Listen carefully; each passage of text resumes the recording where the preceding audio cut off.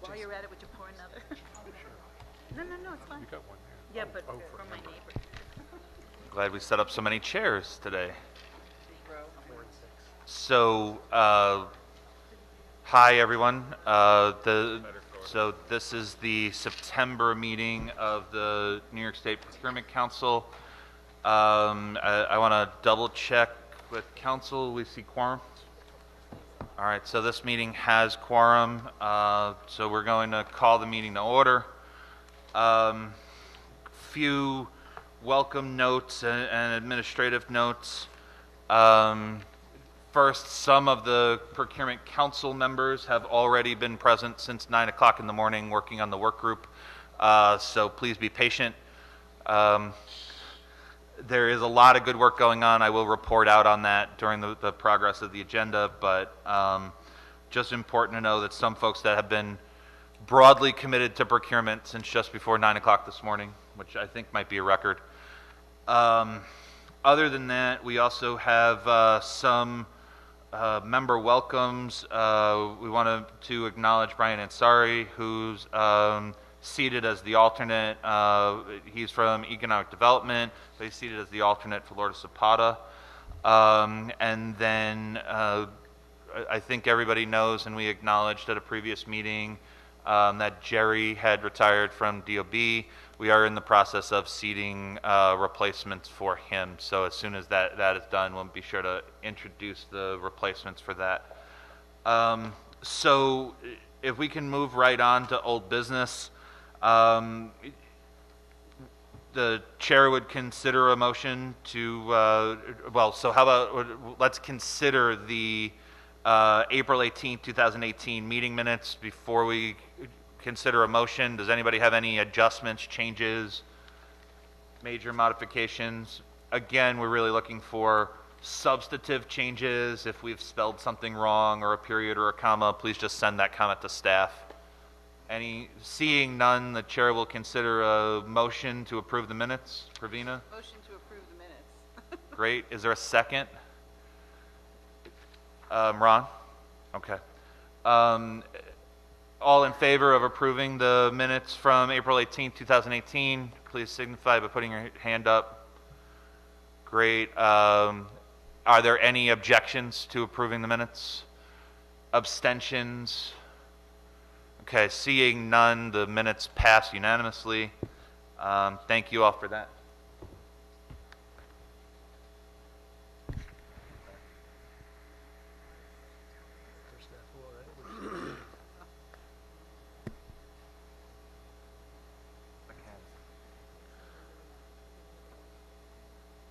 So, sorry, I think I missed an announcement. There is something in the minutes. There was a new appointment to the council at the last meeting or the meeting before that, Robert Haig. Matthew Haig, I'm sorry.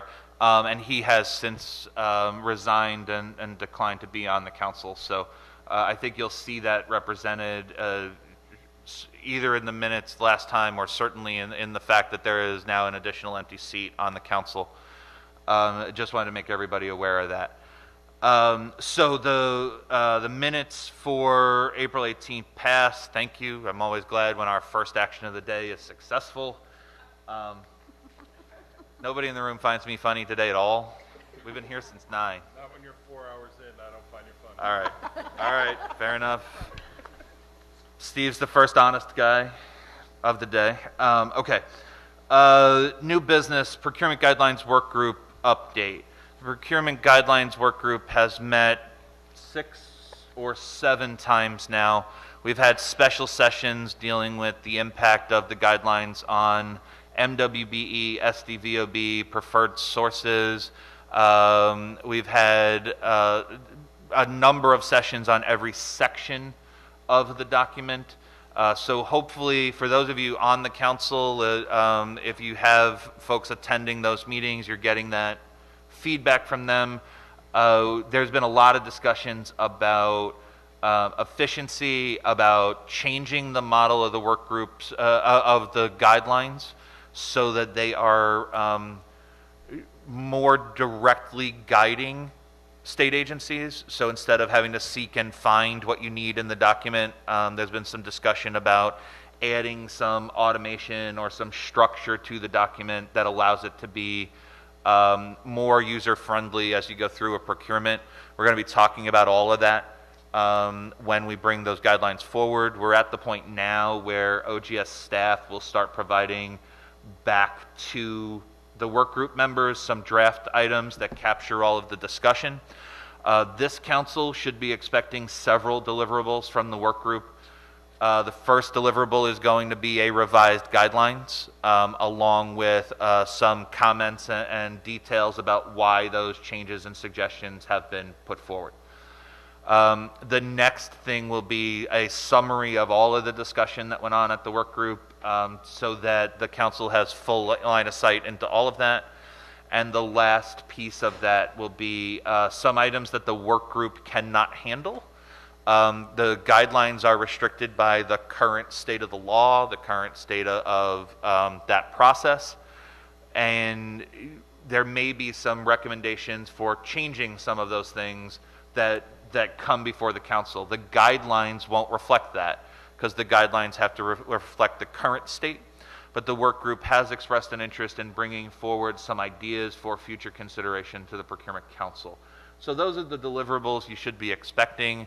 Again, during that process, if anybody who hasn't been part of the work group wants to see the notes, wants to see some of the discussion that's happening, wants to see any of the rough drafts, please let us know, and we'd be happy to provide that. Steve? Steve Casarda? Can you pull that up close? I can. Steve Casarda. You may also want to mention the conversation about the bulletins. Sure. So there was a discussion today at the work group meeting. There are two, for those of you intimately familiar with the procurement guidelines, there are bulletins attached to the back.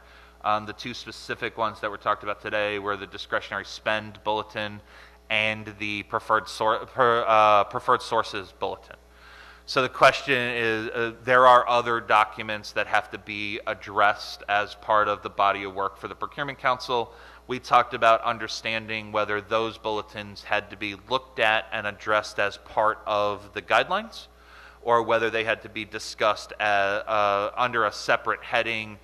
There's already the proposed intention to have a work group on the preferred source guidelines. So we're trying to figure out where the discussion about those bulletins goes. The work group very much feels that those bulletins guide the actions of state agencies as much or more in those categories than just the guidelines themselves do. So those are some takeaways. We don't have a final answer for that yet. OGS staff is going to look at that and make a recommendation. The current work group schedule reflects that we would sort of have looked at the document as it was. If we have to adjust the schedule because it's important to include those bulletins, we'll keep the council up to date on that. And then if any council members have questions about that or any other things going on with the work group, please call through staff, and they'll put you in touch with me, and we'll get you a full brief on what's going on that group. Okay? Any other questions or feedback now on the work group process? Okay, great. So we have legislative updates on the agenda. Are there none? My understanding is that there are no legislative updates of anything that has become legislation or that needs to be aware to the council. So what we have done over the past year, or even a little bit longer now, is we've started to do very specific presentations on procurement. During this meeting, the one scheduled for today is the e-marketplace, which is sort of a discussion about turning some of our procurement opportunities electronic. It is, again, through an OGS process. We have the ability to do that because we put the agenda out, and I can volunteer my staff without them being able to say no. We're coming up on a point where if other folks see items that should fill this space, it certainly doesn't always have to be an OGS process or program that we're sharing or making people aware of. So if your teams have an expertise or have a subject you want to share, please let us know. We'd like to make sure that there's a diversity of perspective accomplished here. We did pick something we're very, very proud of today. So Sue Bixby from OGS is going to make that presentation. And Sue, take us away. Okay, thank you. I was all nervous following Mark's presentation, so thanks. As Sean said, I'm Sue Bixby. I manage the e-procurement team at OGS, and I'm going to give you a quick overview of our marketplace and what it looks like. Okay, so briefly, we tried to come up with something to modernize and streamline how people do business buying commodities off of the OGS centralized contracts, and really get a more efficient way to create a PO, dispatch a PO with P cards attached, and allow agencies or vendors to submit invoices to New York State. Our current marketplace is hosted by Proactis, formerly Perfect Commerce, and we have partnered with SFS, OSC, and the BSC on our practices. Why bother our marketplace, or using our marketplace? Well, anyone who's actually tried to look up and compare products using our website knows why we should use a marketplace. We wanted an easy way to do just that. Look up the commodities we offer, compare the different commodities from multiple vendors, and easily identify products that are being offered by MWBEs, SDVOBs, and preferred sources. Every item we have in our marketplace is at or below contract price, and it's guaranteed for that because we check everything. Our marketplace is located off of our main website. For our direct access users who do not use SFS, this is where they would go to get to the marketplace. For agencies that use SFS, there's a link right through there, and I will show you that later. So from our website, users would go and create an account, or create a request for an account, which will be turned around within 1 business day. Really, the only thing we require is they are a current authorized user, and if not, we refer them back to customer services. As I said, off of our website is a link to the Proactis hosted marketplace that they can use those credentials to log in and do their shopping. Currently in the marketplace, we have a partial offering from Corecraft, full offering from NYS PSP and NYS, as well as many other awards that you can see. Aside from just our prime contract holders being in the marketplace, we also extend the offer to our resellers in the marketplace. So for example, our recycled copy paper contract has the prime and the MWBE reseller in the marketplace. Our newest award is the traffic paint and the little reflective balls that go in traffic paint. And we are currently working on the AV equipment award, as well as diagnostic imaging and hardware aggregate buy once the award is made. So now I'm going to show you just what it looks like to search through the marketplace, and this is for all of our users, regardless of if they're a direct access or an SFS user. We have 2 ways you can browse for items. One is just in the what do you want to buy, type in what you want to buy, or from buy, you can go look through our search manager. Once a user types in what they're looking for, the results are displayed in accordance to state finance law with the preferred sources showing at the top, and they're also identified with the little orange icon you can barely see. All of our vendors have the option to add a picture or logo of what they're offering, as well as search words and just a general description. If you can't find what you're looking for just with one search, we offer tools to filter down your results. You can filter by supplier, manufacturer, if you're really into it, the UNSPSC code, or you can do an advanced search for manual entry of what you're looking for. One of the things we were asked for is a way for buyers to easily identify preferred sources, MWBEs, and SDVOBs. We did this 2 ways. One, we've given specialized icons that my team will assign to vendors who meet those qualifications.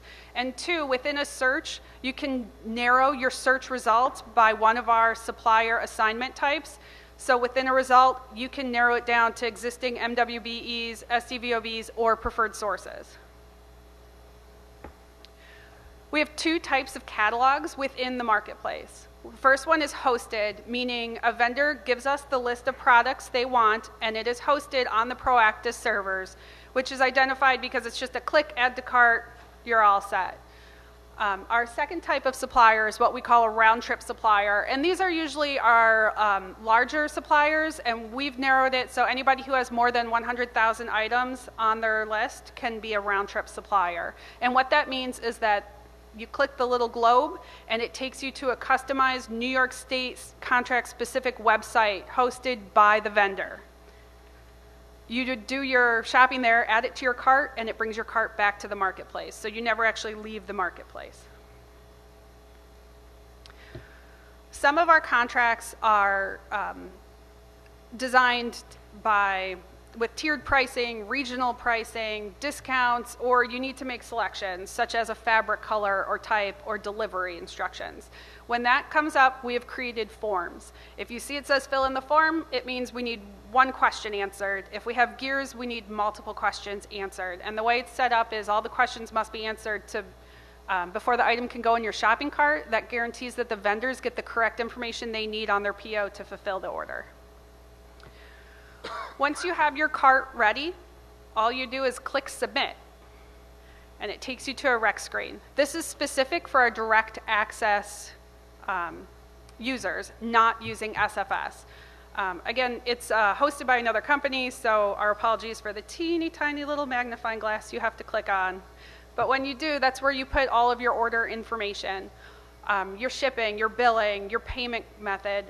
We did not want to get in the business of storing P cards, so that is the one thing you must enter every time you make a purchase. This is also where you'd put specific instructions to the vendors, maybe a contact name or email address, or a delivery dock time or something. Once you've done that, you hit submit, and the PO is electronically dispatched to the supplier. One of the cool things that we have is you can pick multiple vendors for one PO, and the system knows to split that PO to send the information to the correct supplier. For those of our customers that use SFS, from the e-procurement screen, they click on requisition, and the very first option they have is the New York State e-marketplace. It takes them to the marketplace without leaving SFS, so you have the really fancy Oracle outline on everything. From there, they would do their searching, just like I showed you, and when they submit their cart, it comes back into a requisition, bringing all the necessary item information to the lines without any manual entry, which is one of our big selling points because it reduces any risks for typos and misinformation. So as I said, we have so much information that's available on our website for anything you may or may not want to know on the marketplace. And then we are really big into pushing out customer services, because if you still have questions, they will get you in touch with us and we can answer anything. All right, do you guys do questions? Does anybody have questions? Would you just share with everybody what an authorized user is? An authorized user is anybody that is legally allowed to use our centralized contracts, so towns, municipalities, school districts, cemetery associations, volunteer ambulances. Our newest one was a library, so public library. Great. I know Sue's looking forward to me asking this question. Does anybody have any questions for her? I'm ready, it's okay. I'm assuming that's why everybody came here today, was to see about the marketplace. Thank you. You're welcome.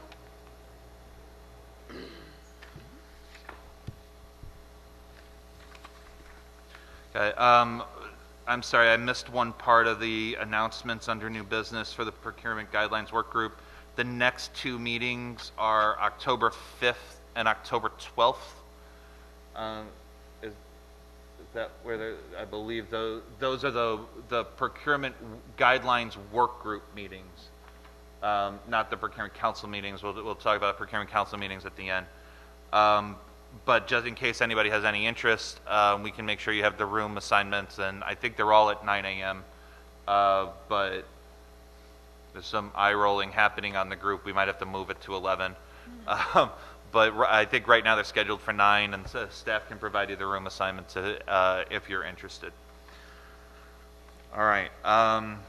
Under reporting, do we have applications for preferred source designation approved under OGS standing authority reports? There have been none since the last meeting. Okay. And do we have any single source reporting? We do. The Commissioner of OGS, on behalf of the Procurement Council, has received 17 reports from New York State agencies for the period of 2017-2018. These reports were submitted to OGS pursuant to Subdivision 15 of Section 163 of State Finance Law. Great. You don't need to know the agencies, right? No. Thank you. Did anybody have any questions? Okay, great. So seeing none, we have an NYS PSP application to add digital accessibility and usability testing and remediation reporting services. It's a very long name. The acronym there is being pronounced DAUTRS, DAUTRRS. You're going to hear us reference that so that we don't have to read the name over and over again. So it's an application to add that to the list of preferred source offerings. So first we'll hear from Carrie Laney from the NYS PSP on the application. Hello, and thank you for the time to present this application to you. I'm waiting for a second for the presentation. There we go. I'm going to be assisted by Tim Fiore, who's going to help us navigate through the slides, and I will also have several people presenting with me, which I will introduce shortly. So again, thank you. My name is Carrie Laney, Executive Director of the New York State Preferred Source Program for people who are blind. I want to thank the Procurement Council for giving me this opportunity today. I want to thank OGS. I want to thank ITS. I want to thank many of the agencies who took the time to talk to me about this before today. That includes ESD, that includes the Controller's Office, and many other agencies. So I really do appreciate the time. Today's speakers, next slide, is myself, Carrie Laney. Albert Rizzi, founder and CEO of My Blind Spot, and as well as Colleen Franchini, program manager administration for NYS PSP, who works for us. First, I want to start with a really brief history. You know, we've been doing this for a long time. The program was established in 1946 to create and sustain employment opportunities for New Yorkers who are blind or visually impaired. And that means legally blind. So I've said this at a previous meeting. I think it's really important to repeat. Legally blind means you can't drive a car. You know, you can't, there's a lot of challenges associated with being legally blind. And that's why this program exists. So I think that's really important to remember as we talk about these applications. So state and local agencies are required to purchase products through us because of this designation. It's taken over 72 years to grow the program to sales of over 40 million. That's not a lot when you think about 72 years. And we, you know, work hard to try to increase the opportunities for New Yorkers who are blind. Quick history, you know, up on the screen. Here, going back to 1913, the New York State Commission was established, and you know, a lot has happened since then. But I just want to give a little context to, you know, the work that has been done to help create opportunities for New Yorkers who are blind. Next slide is, here's our map that shows our affiliated agencies. We have now 10, and our newest member is the one here today with us, who I'll introduce shortly, but we have agencies across the state so that we can provide the best employment opportunities across New York State. Quick slide Some people find this of interest in terms of understanding, we'll have our affiliated agency present shortly, but, what is it we do versus what our affiliated agencies do? Probably similar to what NYS and CRPs do. As a CNA, we're the ones, making sure we try to get things approved, and we're taking the orders, and we're sending them down to the agencies who can fulfill them. And then, the other part of the slide tells you what the affiliates do. We like to say in our program, that's where the magic happens. Our affiliated agencies are the ones who are employing people who are blind. In our program, we're paying people prevailing wages and are eligible for the full slate of benefits. So that's the relationship between us and our affiliates. So next slide. NYS PSP capabilities. We're going to talk about a new service today that we want the Procurement Council to consider and hopefully adopt. But I want to make sure we talk about the fact that we have a lot of different services that we currently are offering. And this is I'm not going to this is definitely a little bit of a advertisement. We have previously have approved contact center services, where that's really everything. That's taking in calls, outbound calls, anything sort of phone related work. And we also do administrative support, contract closeouts, and supply chain management. So today, hopefully, pending approval, we will be also in the business of doing digital accessibility and usability testing and remediation reporting services. What that really is, for all the laymen here, and I used to consider myself one of those, let's just take a step back. We're all online every day, right? How much of your job are you doing on any given day where you're researching things online? We're doing that all the time. And if that content is not accessible for people who are blind, who rely on assistive technologies, they're not going to be able to do their job, whether that job is working in a private sector company, whether it's working in for state government or local government. Just think for a minute, how much time you are online, and if you weren't able to access that content, that would be a burden to you. Your boss would say to you, you're not giving me back what I need to hear from you because you couldn't find that research online. So that's really inherent in the service that we're offering today. I'm going to let some people who are definitely on the front lines of this and who will be providing the service working through NYS PSP, but talk a little bit more about that today. But I really wanted to take a minute and talk about it from sort of a layman's perspective.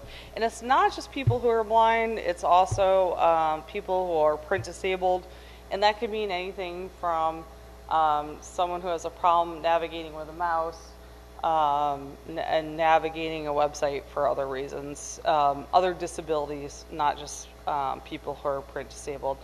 But I won't belabor that because our other speaker today will talk about that. So real quick, employment for New Yorkers who are blind. So one of the reasons why this is really important is what we do every day is make sure that 75% of the direct blind labor is provided by someone who is legally blind. We think as maybe sort of,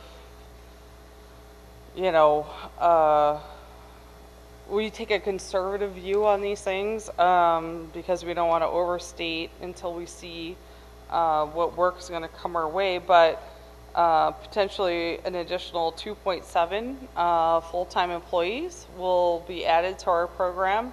My hope is that there's going to be more than that, but you know, we only know what we know from, you know, our interaction with potential government customers. So our affiliated agency, My Blind Spot, is a founding member of the International Association of Accessibility Professionals, and many of their staff are IAAP certified professionals in accessibility core competencies and website specialists. These are all, you know, important certifications. And what we're offering today is an opportunity for people who are blind or visually impaired legally, you know, to use their innate abilities to through assistive technologies and create avenues for gainful employment across New York State. One of the important parts of this, and can't be overstated, these jobs can be done remotely, and when we say remotely, that also means rural. One of the challenges for people who are blind, who are otherwise unemployed at a rate of 75%, is transportation. It's a hard time to get to, you know, employment centers.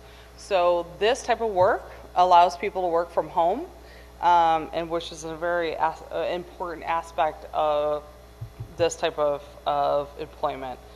And, you know, as the slide states, there's a federal trusted tester certification, which there's a hot link to check that out if you guys are interested in doing so.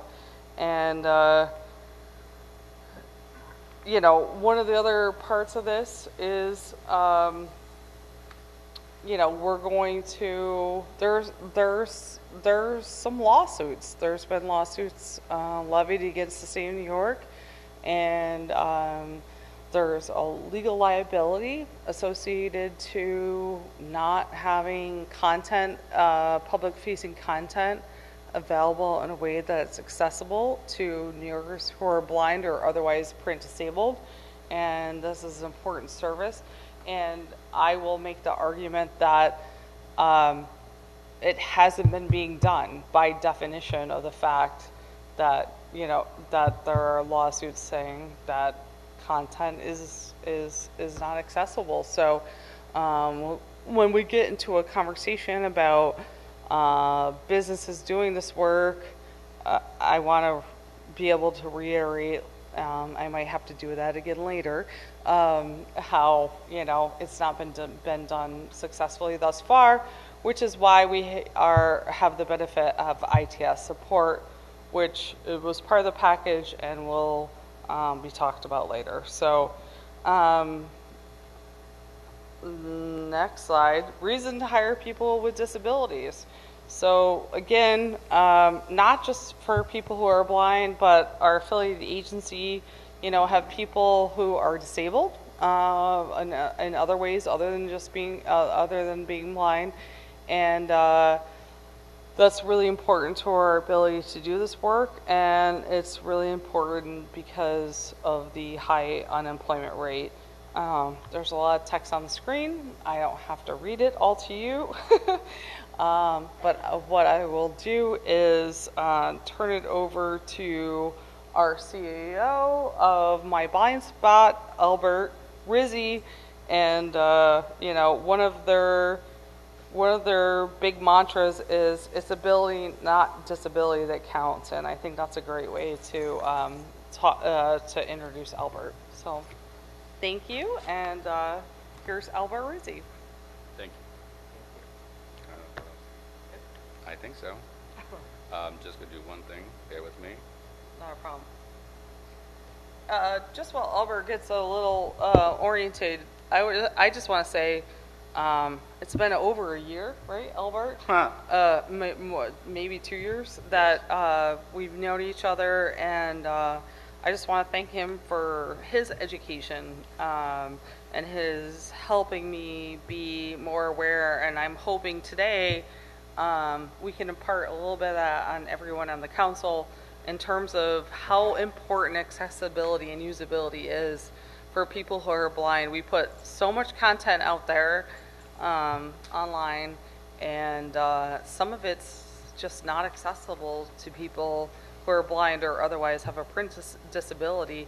And not only do we offer this service, but we do it well with people who rely on it, and we do it at a price that's, you know, the market is appropriate in the market. So, all right. Thank you. Thank you.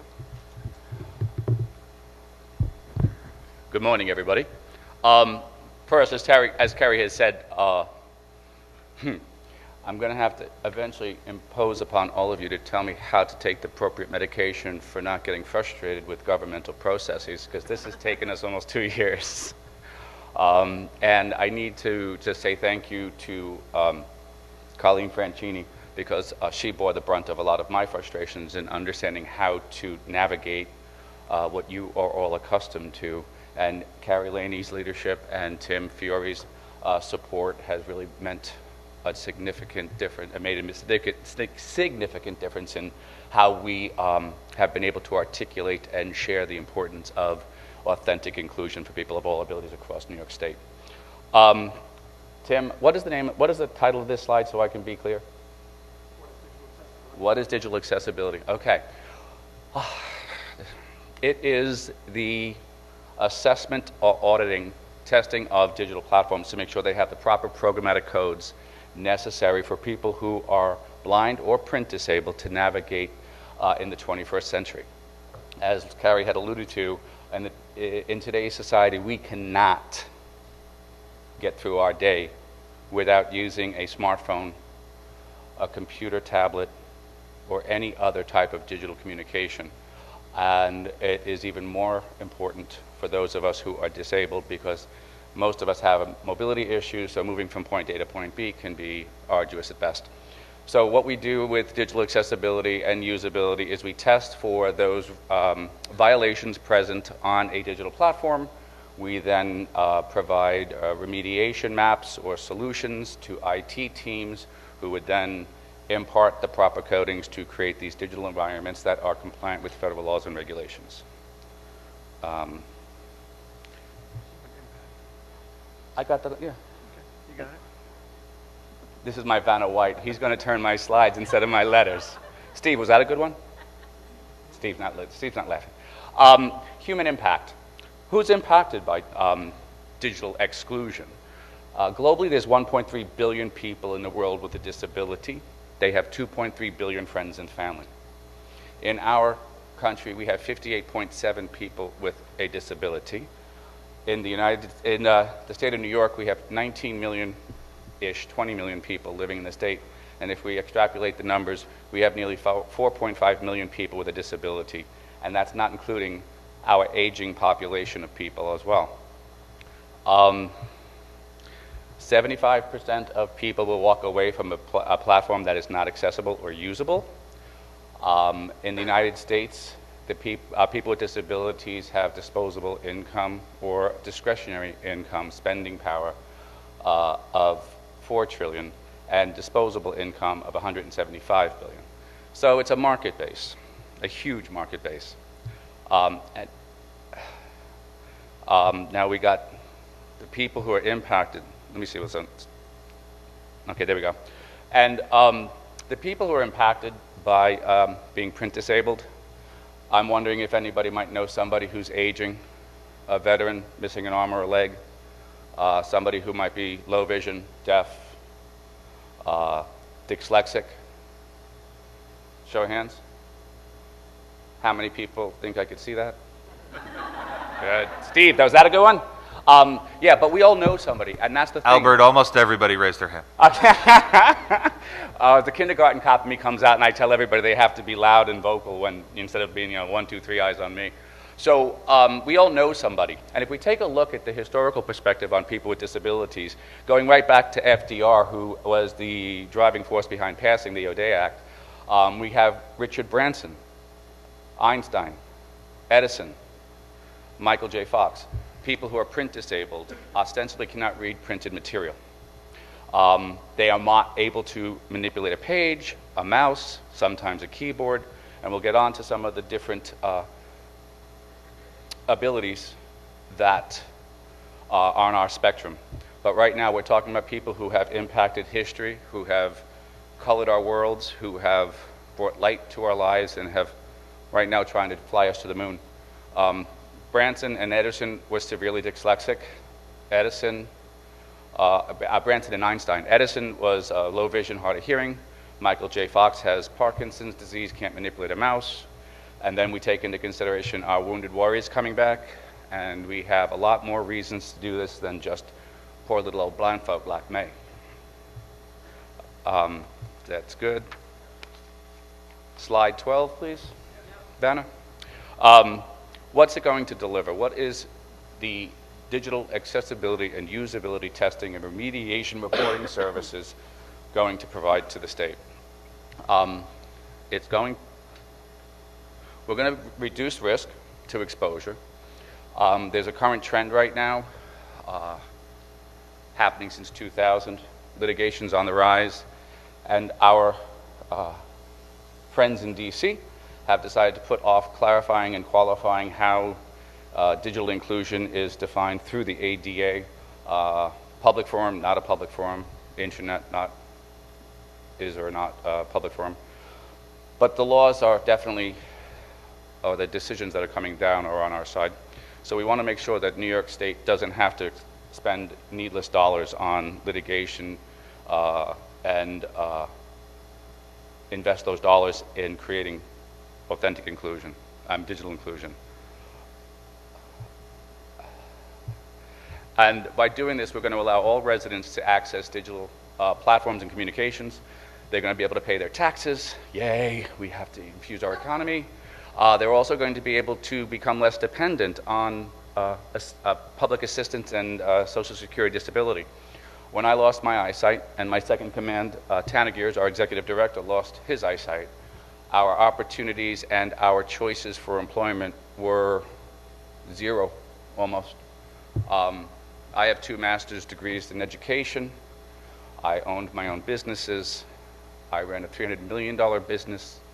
Tana was pursuing a career and an academic career, getting a master's degree, bachelor's degree, and had his sights on becoming a lawyer to represent the sports interests of athletes.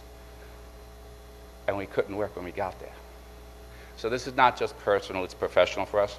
And it's not just the right thing to do, it's smart business sense.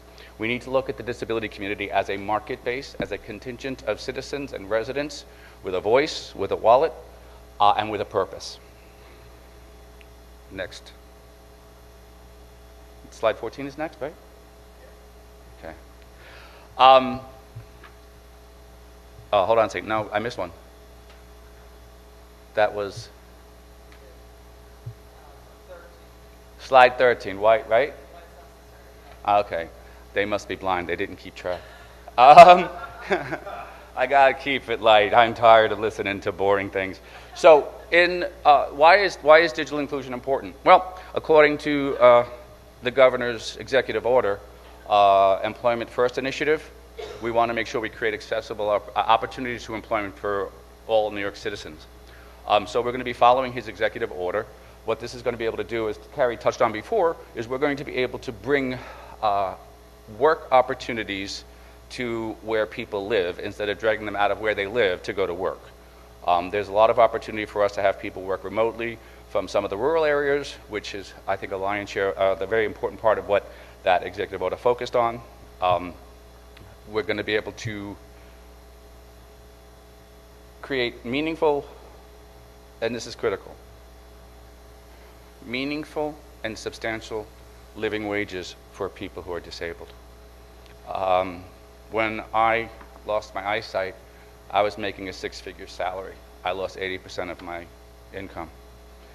And I was being told, with 2 master's degrees in the business acumen that I had, to volunteer for a couple of years and make sighted people feel comfortable with my ability, which then put a tremendous strain on an ailing Social Security system, took me out of the tax bracket.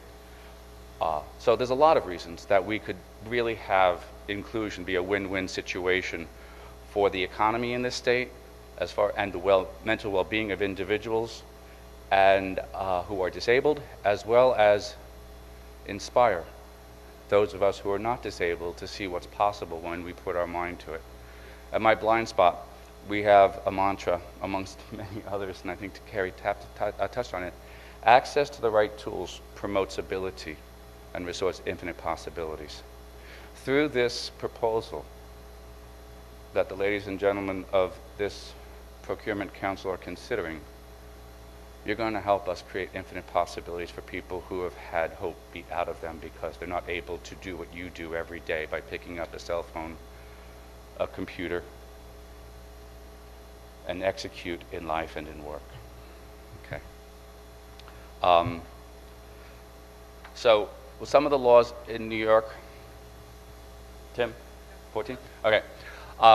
New York had adopted, I think in 1999, if memory serves properly, the WCAG standards and the 508 standards.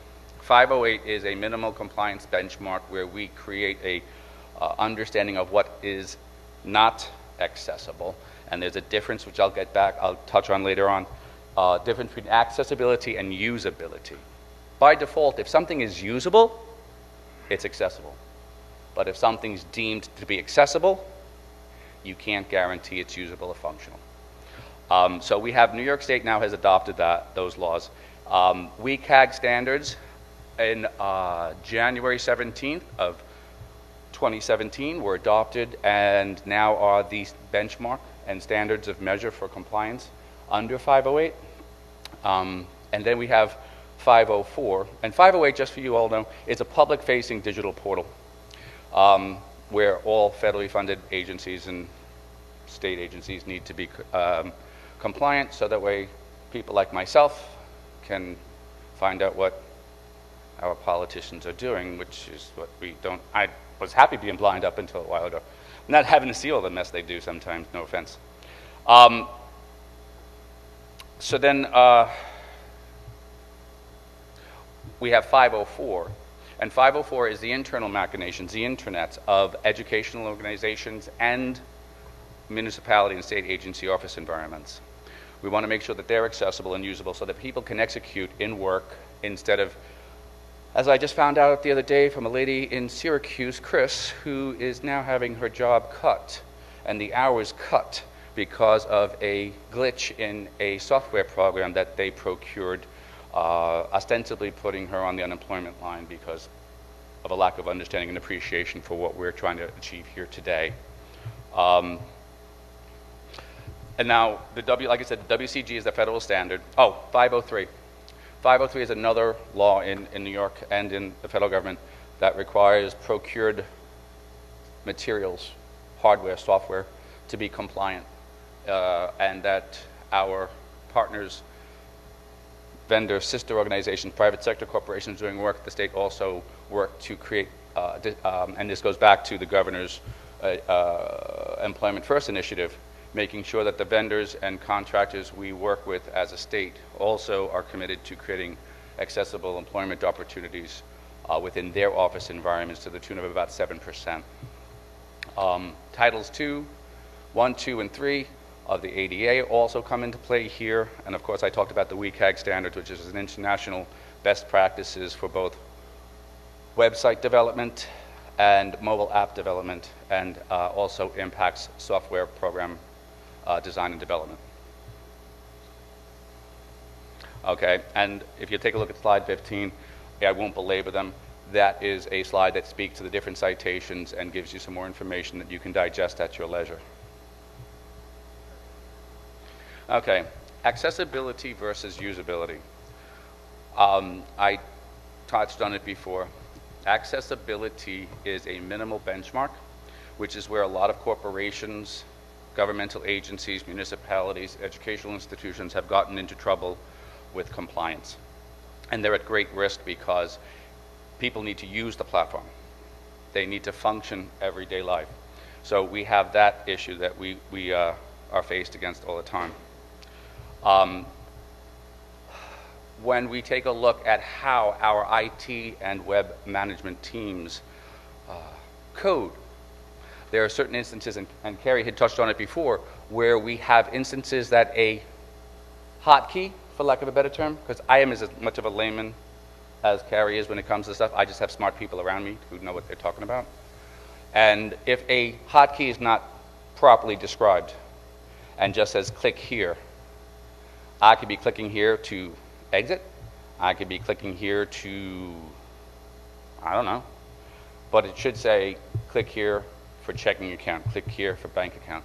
So a lot of the informational descriptive text is very critical in how we code, which distinguishes between usability and accessibility and functionality.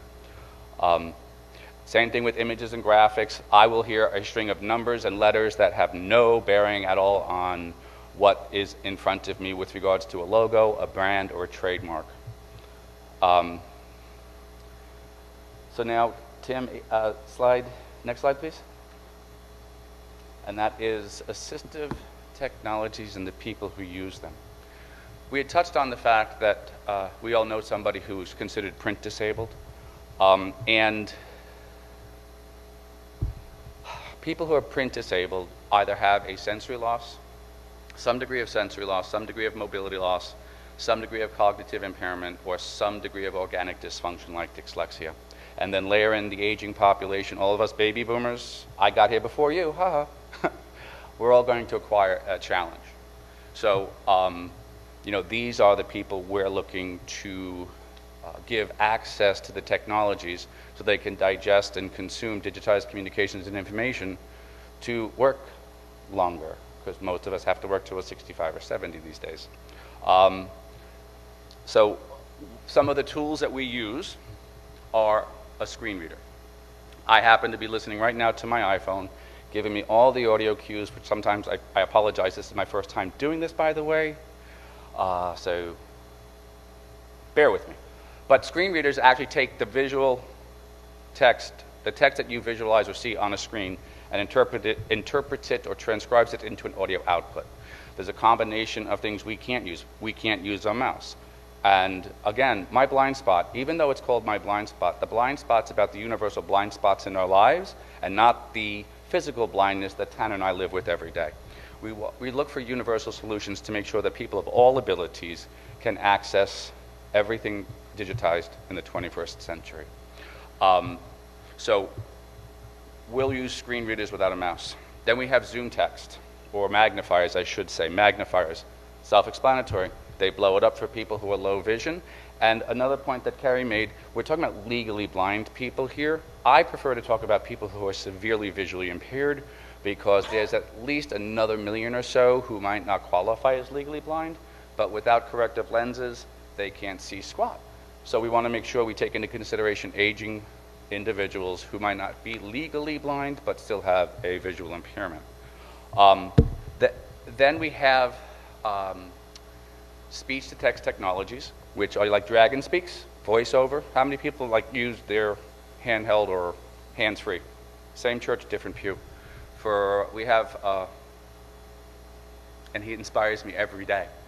We have a gentleman working for us who is paralyzed from the neck down, acquired his spinal cord injury after falling off a bike.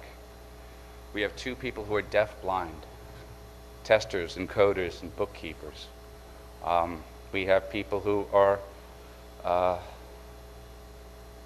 septuagenarians. We have people who are low vision. We have people who are dyslexic. We look to serve a multitude of abilities across a multitude of technologies. And the other technology list, but last but not least, is Braille. We have Braille displays where some people, we're raising a contingent of people who could potentially be functionally illiterate, because Braille is a printed is the printed word for blind people. Oddly enough, I learned Braille when I could see. And my professor always said, you're never going to learn how to read Braille because you're reading it with your eyes. I'm never going to be blind, Mrs. Goldblatt. Ba-dum-bum. So it's very important as an educator to know that we have our students who are able to read Braille. I want to make sure that they are functionally literate, they can understand grammatical context, and that's a very important part of what we achieve as well in all of that. Okay, slide 21, Tim, I think value adds? Okay. Some of the value adds in bringing this to the state's Procurement Council for the first time are we're going to significantly decrease our risk to litigation. We're going to impact the unemployment rate, as Carrie had alluded to, which is 75%. I like to say unemployed or underemployed because we don't have any opportunity for career pathways that also ensure upward mobility. I'd like to think we can correct that so we can have people of all abilities becoming the governor again. Blind people can do that. They've tried once. We have a blind lieutenant governor in Washington State. We have many fantastic, powerful individuals in Congress and in corporate America who are paralyzed or deaf. We have a lot of different, it's changing, and I want to make sure that New York stays on top of that and leads the way, because New York always has done that. We have avenues of employment for remote workers. People are going to be able to work from home. There was a trend a few decades back in trying to make that happen, but people lost track of how to monitor the time investments. But we can definitely and have definitely taken advantage of what's this gig economy, this Uber economy, where people can work when they want to work from the confines of their homes with all the tools they're comfortable using. And we've had a significant success rate working with multi-billion-dollar corporations like Intuit, where we've made QuickBooks accessible for the first time in its history and helped about 500 people maintain or keep jobs as accountants, bookkeepers, or manage their own small businesses. American Airlines, Canon USA, and a few governmental agencies here. So we know what we're talking about. And one of the things here too is we're creating new avenues of employment. You know, we've been talking to a lot of our sister organizations within the PSP about trying to create training opportunities to educate individuals so we have an informed, skilled set of candidates who could then serve as accessibility testers internally for various agencies. We have a very weird model at My Blind Spot. We don't want to give agencies a fish every day. That's not resourceful. We want to teach them how to fish. We want to then become that bait and tackle shop where the PSP and My Blind Spot can then give them the right hook, check their reel, check their line to make sure they're prepared to go out and do the fishing for themselves. We don't want to be holding hands the rest of our lives, and we want to make sure we have a skilled IT workforce that understands the laws that have been on the book since 1973 in some instances and 1990 in others. We're going to be able to decrease demands on entitlement programs, which is an economic boost to our community and our economic landscape in New York.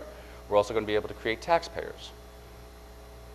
I think you'll all agree that one of the things that can cure an illness or a malaise is working. The cure is working, being able to go to work. And people with disabilities are no different than you or I. I am disabled. Than you. We all want to go to work. We're going to be able to provide ongoing training for our IT professionals within the state to make sure they bake inclusion into the digital platforms going forward, so we don't have to remediate and play catch up. We're going to make sure that part of what we bring to the table is a knowledge transfer opportunity to educate and inform a lot of our IT professionals who have just missed the memo about digital inclusion. All right, part of the corrective action plan, the CAP, Tim, I'm moving on to, okay. How am I on time? Good, all right. The corrective action plan, what we'll do with the usability and accessibility testing services is we're going to create a corrective action plan, which is going to be a spreadsheet that is very clear, concise, and informative. It's going to capture all of the violations, put them in order of severity, Probably set the low-hanging fruit and the more difficult remediations that need to be done, provide suggested solutions, and also that will then be used almost as a user story or a manual that we could create to make sure that the different agencies and the people who have their hands on the day-to-day creation of digital offerings can use it as a reference for ongoing awareness and support. The most important part of what we bring to the table is the human interaction aspect of it. Anybody who's used automated testing platforms will tell you that it catches about 25 to 30% of the errors, leaving us 70% exposed. But even amongst that, you're going to have false positives, double negatives, that requires a keen eye and a trained individual. And in our instances, stakeholders in the outcomes to make sure everything is accurate, both from a usability perspective and an accessibility perspective. By leaning on professionals who are themselves disabled, who are reliant on the assistive technologies that are out there, winds up giving us a really, really precise, laser-focused ability to correct the issues. And in most instances, once we correct the usability issues and the functionality issues for a person with a disability, we've improved the end user experiences for people of all abilities. So again, it's a win-win. Okay, got that? Got that? Okay. All right, and I think I'm going to pass this off now to Colleen Franchini. I've covered everything I think I had to cover, and then some. And again, thank you. Sorry.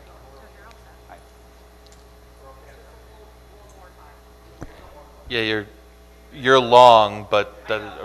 Just a few minutes, we want to cover the market research and some other elements I think is relevant to our applications. So I'm Colleen Franchini. My slides will go quickly. I just want to tell you about how we arrived at price for our market. So we started our market research, as we always do, by searching centralized contracts. While we didn't find any centralized contracts with a similar service, we were able to foil and find 2 daughters contracts awarded to private sector companies. Just going to tell you about those.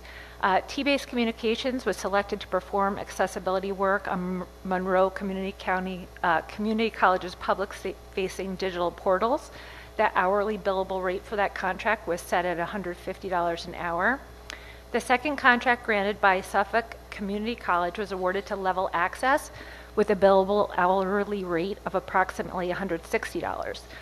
Based upon these market comparisons, we believe that these rates are representative and appropriate rates for the delivery of daughter services.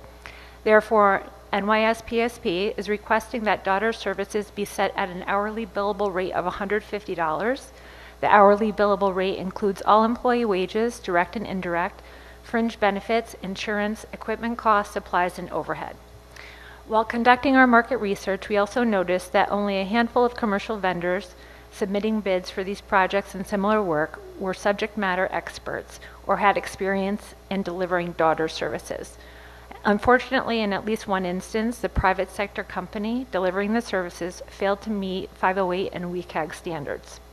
Most of the firms performing daughter services are out of state and sometimes out of the country.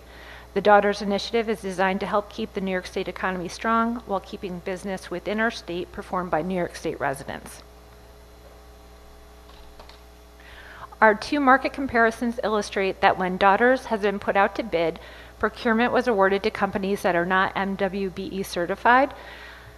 By delivering these specialized services, and within the narrow scope of our proposed definition, NYS PSP will utilize a minimum of 75% direct labor performed by people who are blind or print disabled.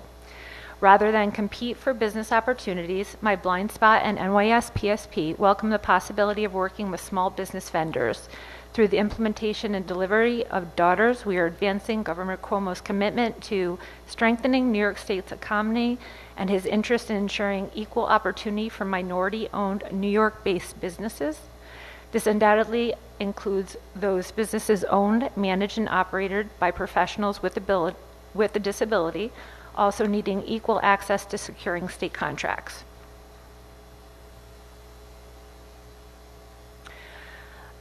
I don't think this is the slide, but I can skip. Oh, okay. This slide illustrates notable past daughters' performances. Customers include New York State departments and agencies, including DMV and NYS ITS.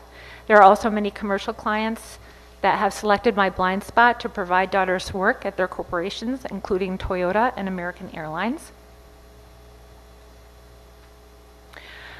Your packet that you received includes letters of support from OGS and ITS. We're extremely grateful to have received their support. And as much as it's important to state what daughters includes, the slide indicates what is outside the scope of our proposed definition. Daughters does not include web design, programming, remediation, help desk, or standalone classroom trainings. The scope of our proposed services is narrow, and the narrow scope of our services is another indicator that NYS PSP would not be competing for work with New York State small businesses. So in closing, we want to thank the Procurement Council for the opportunity to hear our application and the additional time that was afforded for us to do so. We again thank both OGS and ITS for their support. NYS PSP and MBS will be available for any questions. Thank you. Thank you. So as is our normal process, there are several sets of materials. OGS is responsible for going through the basic application and making sure that it meets those standards. Empire State Development is responsible for looking at the economic impact on that. So just as a reminder, the two reports look at different things, and that's important to keep in mind. So just as a matter of housekeeping, there were a few updates to Empire State Developments. It was emailed out to the council, but in case folks didn't see it, the current version of that recommendation document is in front of you on paper. So what we're going to do now is, if I can defer to John Normile from OGS to review OGS's application review, and then we'll go to Empire State Development. All right? All right, briefly, in terms of background, the application was submitted on May 31st, both to OGS and to ESD, and updated versions were submitted on July the 2nd and September the 4th. Per NYS PSP, My Blind Spot will be the lead member organization providing this service at the outset, but to meet potential future demand, they have other member agencies that may have the capability to offer daughters in the future.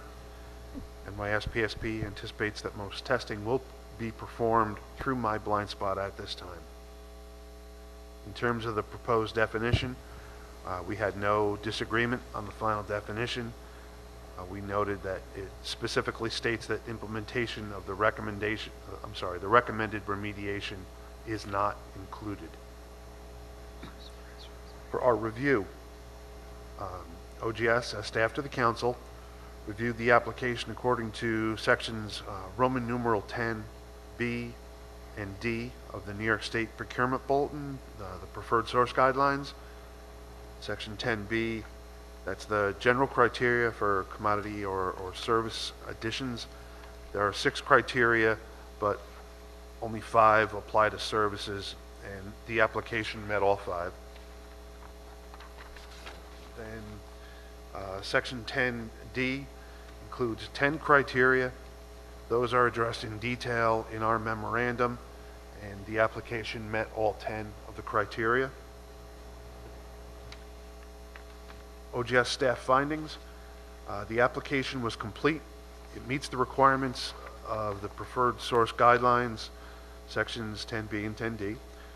This is an application to add a new service category to list D of the list of preferred source offerings. The staff recommends that the Procurement Council approve NYS PSP's application to add the new service category of daughters to section D of the list and grant NYS PSP preferred source status for daughters as referenced throughout the memorandum. Finally, the staff also recommends that the Procurement Council approve the definition of daughters as set forth in Attachment A. Then, upon approval, should that happen, Section D of the list will be updated to include the approved definition of daughters and to add a check mark to identify NYS PSP's preferred source status as identified in the application. Again, just for purposes of the minutes, the proper name of the application is what will be added.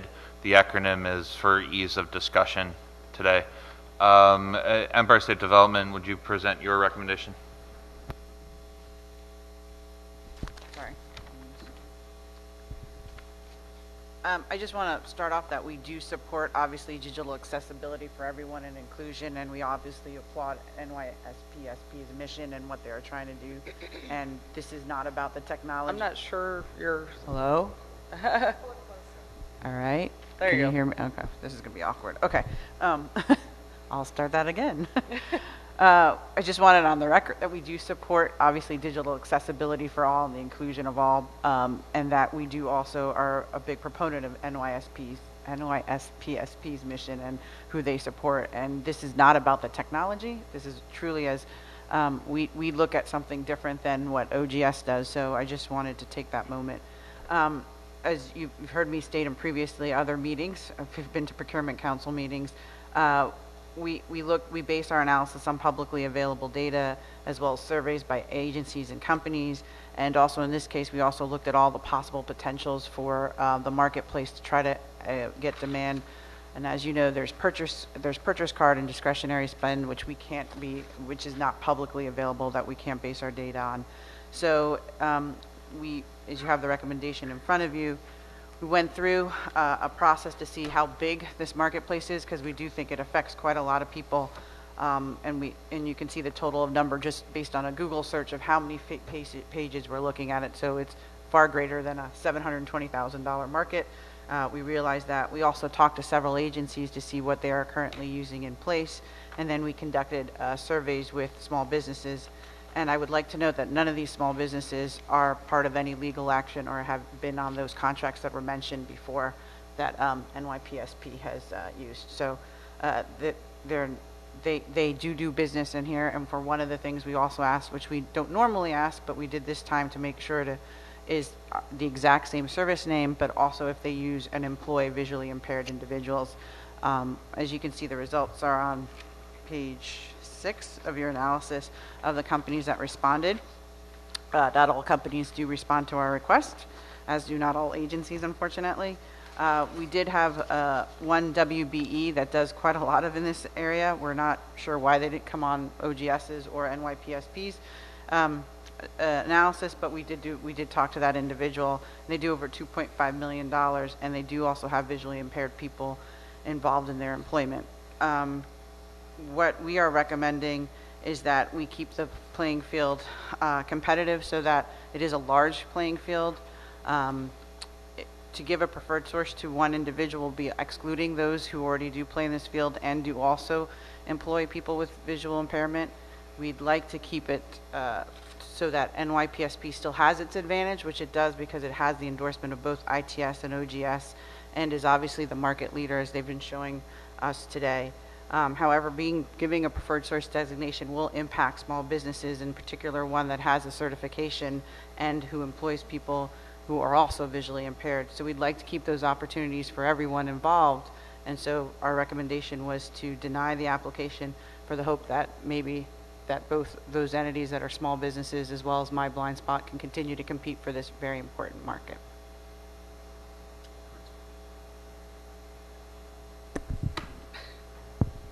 You all set? Great. So now the way our process works is we'll open discussion to the floor. If there is a motion to act on this application, I would like to make sure that we at least call for questions or comments before we do that. Are there any council members that have a question or a comment on this? also, if you don't mind, if we could respond to a little bit of what ESC reported. So I think If the our council- first step is going to be to take questions from the council. Okay. I don't think the answer is no, but I think it's important that we make sure that council members that have questions have an opportunity to ask those. And then if there are issues that don't shake themselves out, we're happy to address that. Okay, great. Questions, comments? Tom? Tom Epstein from SUNY, and I have a question for my blind spot and Albert. And the question relates to, I'm not sure if you mentioned it or Carrie mentioned it, about the certification of your employees.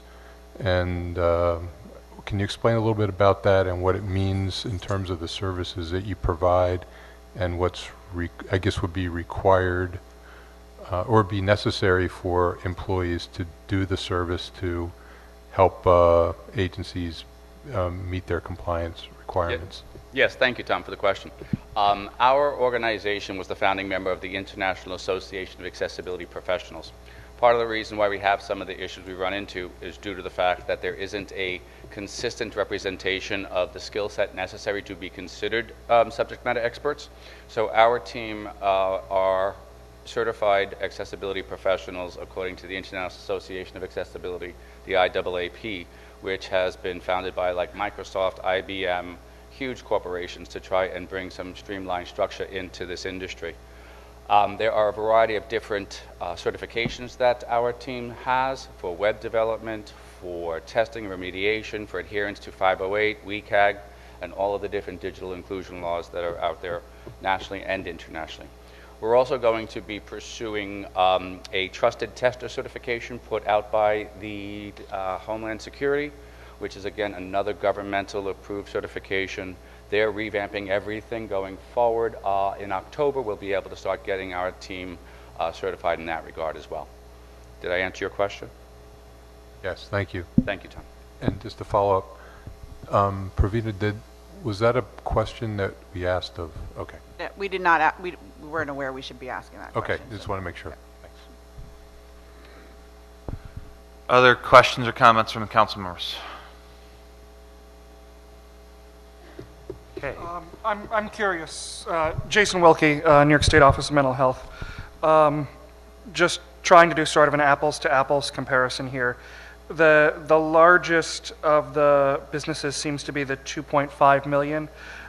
If that was specific to the daughter's analogous to what's being proposed here, or if that was also for actual programming or solutions that, if I understand this proposal correctly, ITS or embedded staff at agencies would be performing.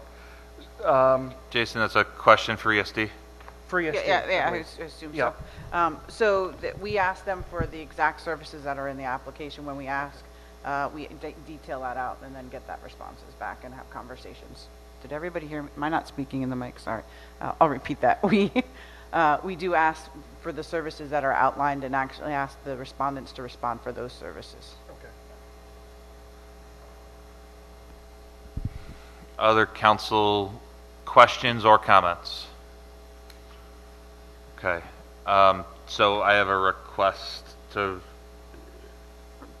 so I'm not necessarily sure how to handle this. So I think what's going to happen is if we allow NYS PSP to respond to this input, we're also going to allow Empire State Development to respond. Okay. So Carrie, do you have something to add to this? Sure, just real quickly.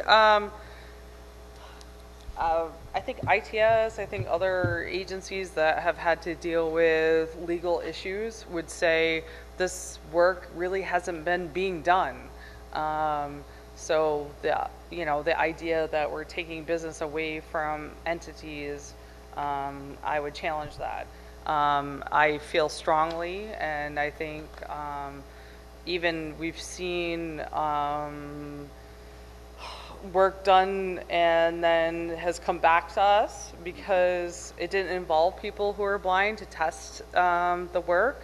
And so, I'd like to remind everyone that we employ people at a rate of 75%, which is different than just asking do you employ anyone who's blind or disabled? The 75% is obviously a very big difference than employing anyone, yes or no. So I challenge the idea that this has been a lot of work that's already being done and that might be lost by companies. And I also suggest that we are going to employ a lot of people, and ITS has told us they agree. It shouldn't just be software work. It should be humans who are testing this because they're assistive technology users, and it's the whole point of human, accessibility and usability. Yeah. As has, and I don't want to belabor that because we've talked about that previously. So that's my pushback to the ESD. I have one thing I want to add to that too, just from my personal experience and efforts in Long Island, Suffolk County. I respectfully disagree with the lady's findings because when I lost my eyesight, Suffolk County was not accessible. Suffolk County had been out of compliance with the laws for 25 years. And Balone, our county executive, allowed me to sit down with the legislature, and we passed a resolution requiring the county to follow the laws that have been on the books. So there is a misnomer and a misunderstanding about what actually goes into digital accessibility work versus standard IT work, and this has been a consistent theme from top executives at Intuit on down to county people working on websites. So. And I'll just end with the preferred source program was created so that, NYS, PSP, NYSID, CoreCraft, so that populations could have employment opportunities. That's why we're here before you. The reason why that program was created, these programs were created a long time ago, was because there was significant employment challenges. We want to create taxpayers. We want to do this, and today's application is a win-win. We're not only creating jobs, but we're also creating spaces where people who are blind or otherwise print disabled, which includes other disabilities, have access to information that is otherwise supposed to be public facing. So Carrie, do you have any other content to add? No, that's my end statement. This is, I believe, the ADA of the 21st century, and I thank you all for listening to us today. I do, Carrie, do you have any other content to add? I would just like to thank OGS, ITS, and I did get a chance to speak to ESD, and I do appreciate the dialogue that we get to have with them, and I ask the council for their support. ESD? I just want to be clear, we're not saying that the accessibility has been done in the market. I know that's what's come back. What we're saying is we're basing it on what the definition was and asked if companies currently do it today. There obviously are not a lot of companies that are doing it, but there are some, and they have certification, and they are small businesses.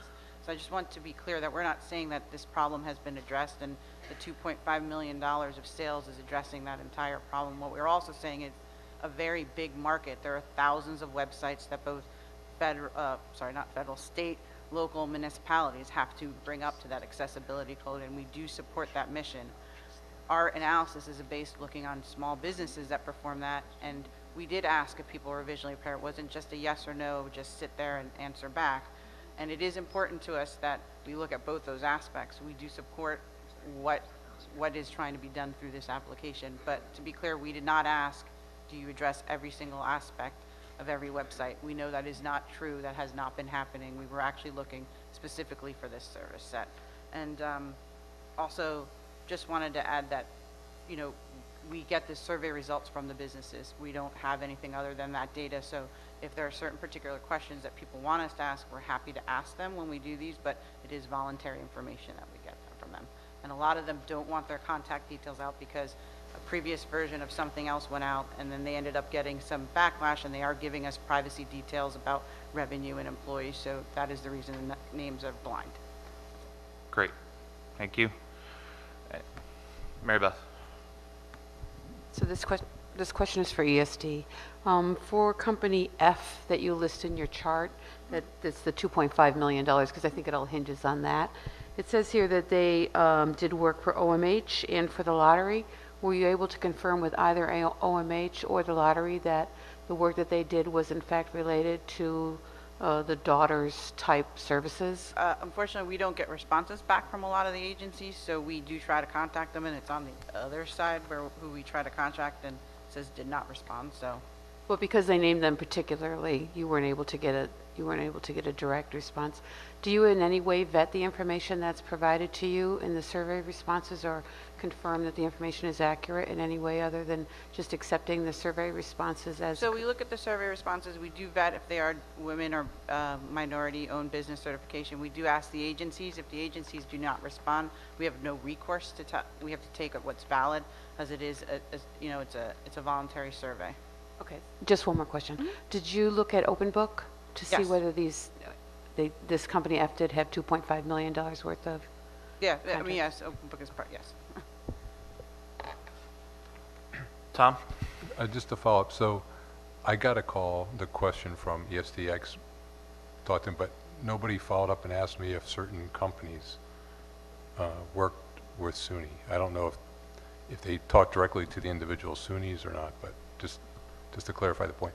And I guess for the group, should we consider the definition first if we are going to move forward on this? I don't know if there's a technical way of approaching it, since we usually have a definition already and then we talk about it. But I don't know if there's a discussion point about the definition that was proposed. I know OGS recommends us accepting it. Yeah, do they happen together or do they happen independently?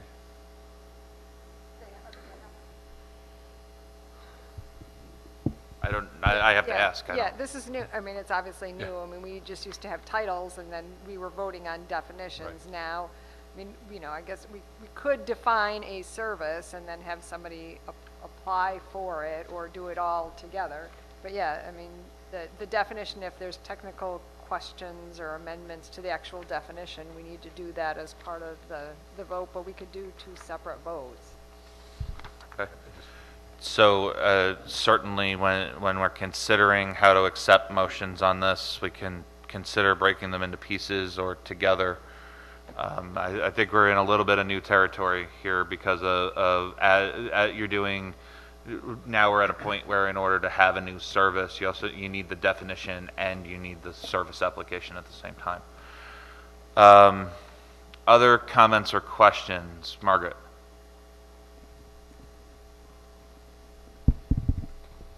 Hi, Margaret Becker from the Office of the State Comptroller. Praveen, I just wanted to ask a quick question about what the data in the column that said, do you use visually impaired employees in your process means. Now, we've heard that 75% is the baseline for NYS PSP. Was there a similar benchmark here, or was it just if you had 1, it was a yes, if you had 20%, it was a yes, if you had 100, it was yes? Yeah, we didn't ask the question, Okay. do you have 75%? And obviously I've written that down from if we have to do this again. Hopefully we don't, but if we have to, we ask the question in that way. We did ask, do you employ visually impaired people in this process as opposed to in general in the organization? Okay, thank you. Mary Beth? So did you ask visually impaired, or did you ask legally blind? Because I'm not sure what visually impaired means. Does that mean you need glasses?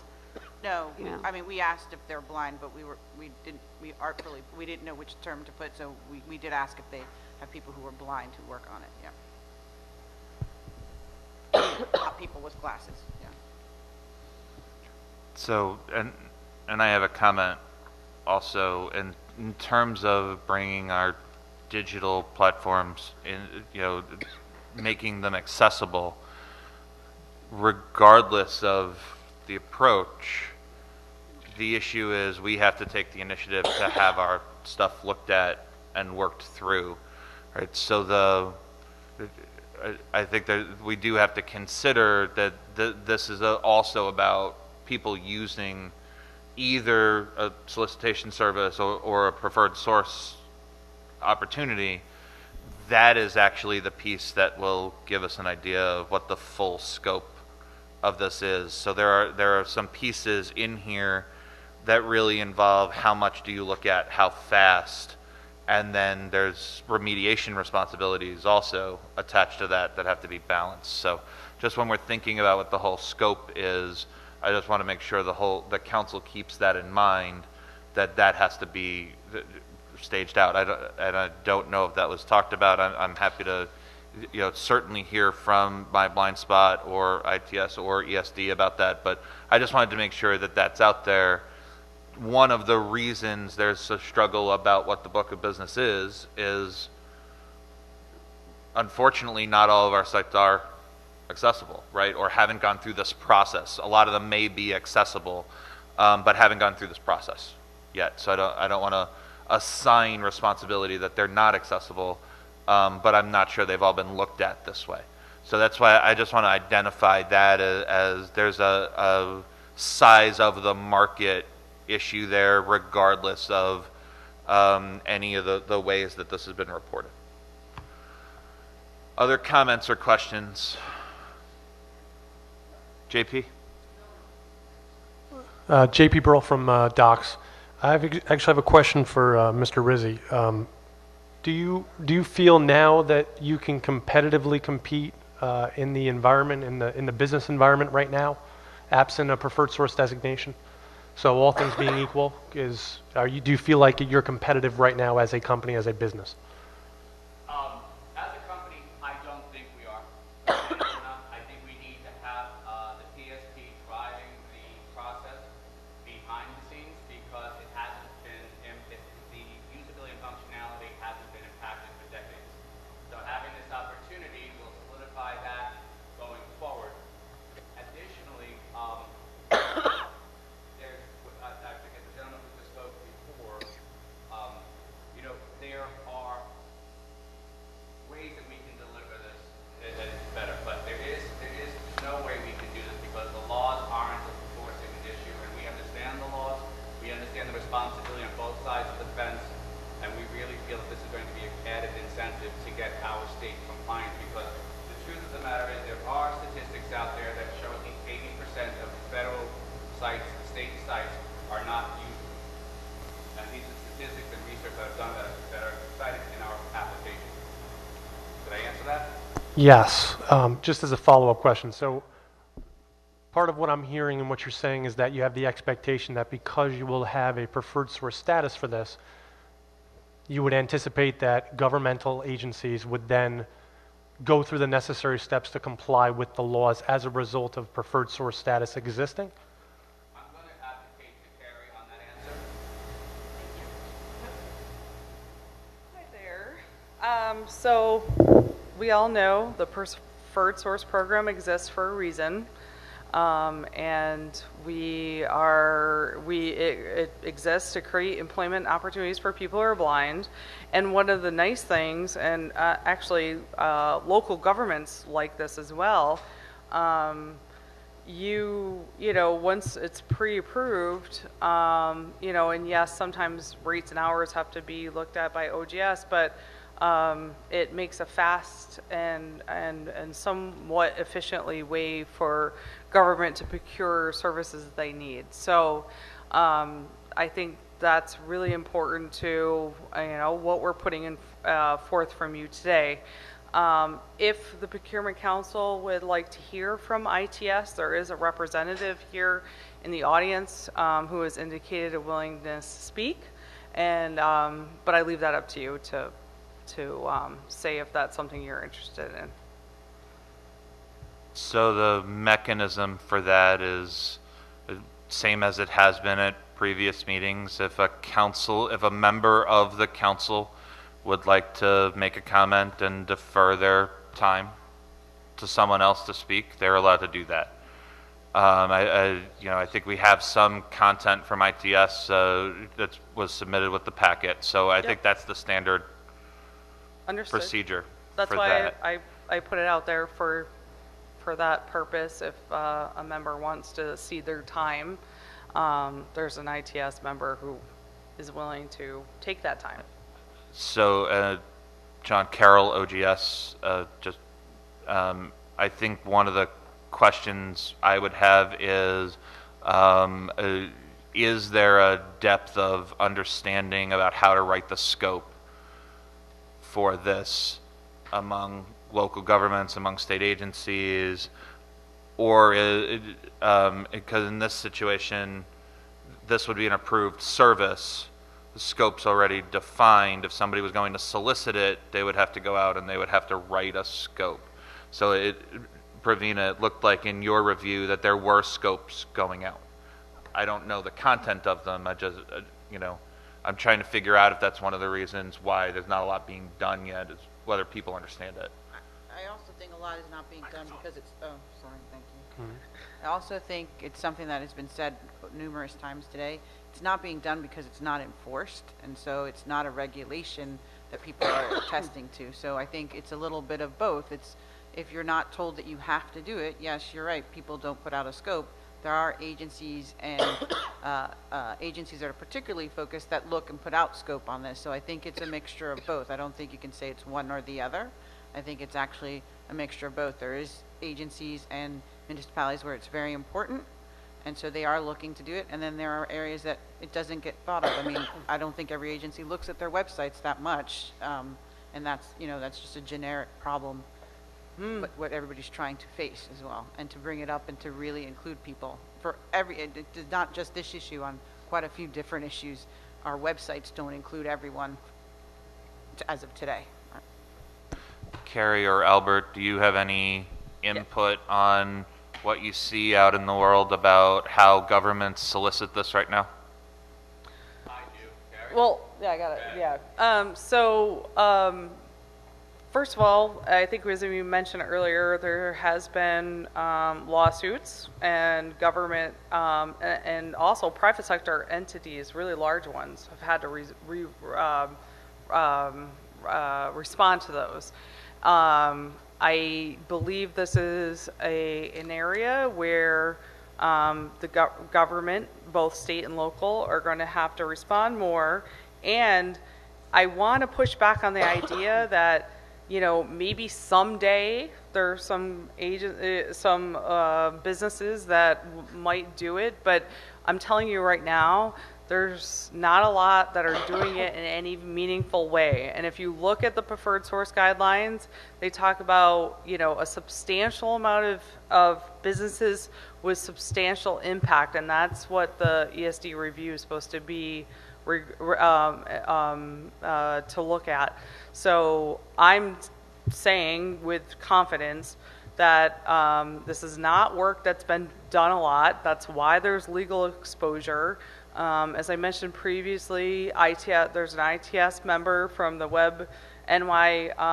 New York division that's here to talk about that. And if anyone wants to give him an opportunity to speak, I know he will back that up. And again, if it's not being done, if it's a problem, then we are not impacting anyone's current business. And this is an thing that we should do for people who are blind, and not only to create employment, including rural employment, because it's an opportunity for remote employment, but it's the right thing to do also in terms of legal exposure. And all those things, again, this program exists for a reason. That's why it's in Section 162 of state finance law. And I think that's what's important today. I just want to reiterate and thank the lady who spoke about the reinforcement. The lack of knowledge is abundant, and this is something I run into when it comes to scopes, the way people ask for services. ADA compliance is usually listed at the 19th or 20th line, and when it really should be the first one that every agency is focused in on, because it is one of those non-negotiables. So it is a part of enforcement, it's a part of education and awareness, and unfortunately this is true from private sector to government sector. So thank you for pointing out the obvious for me.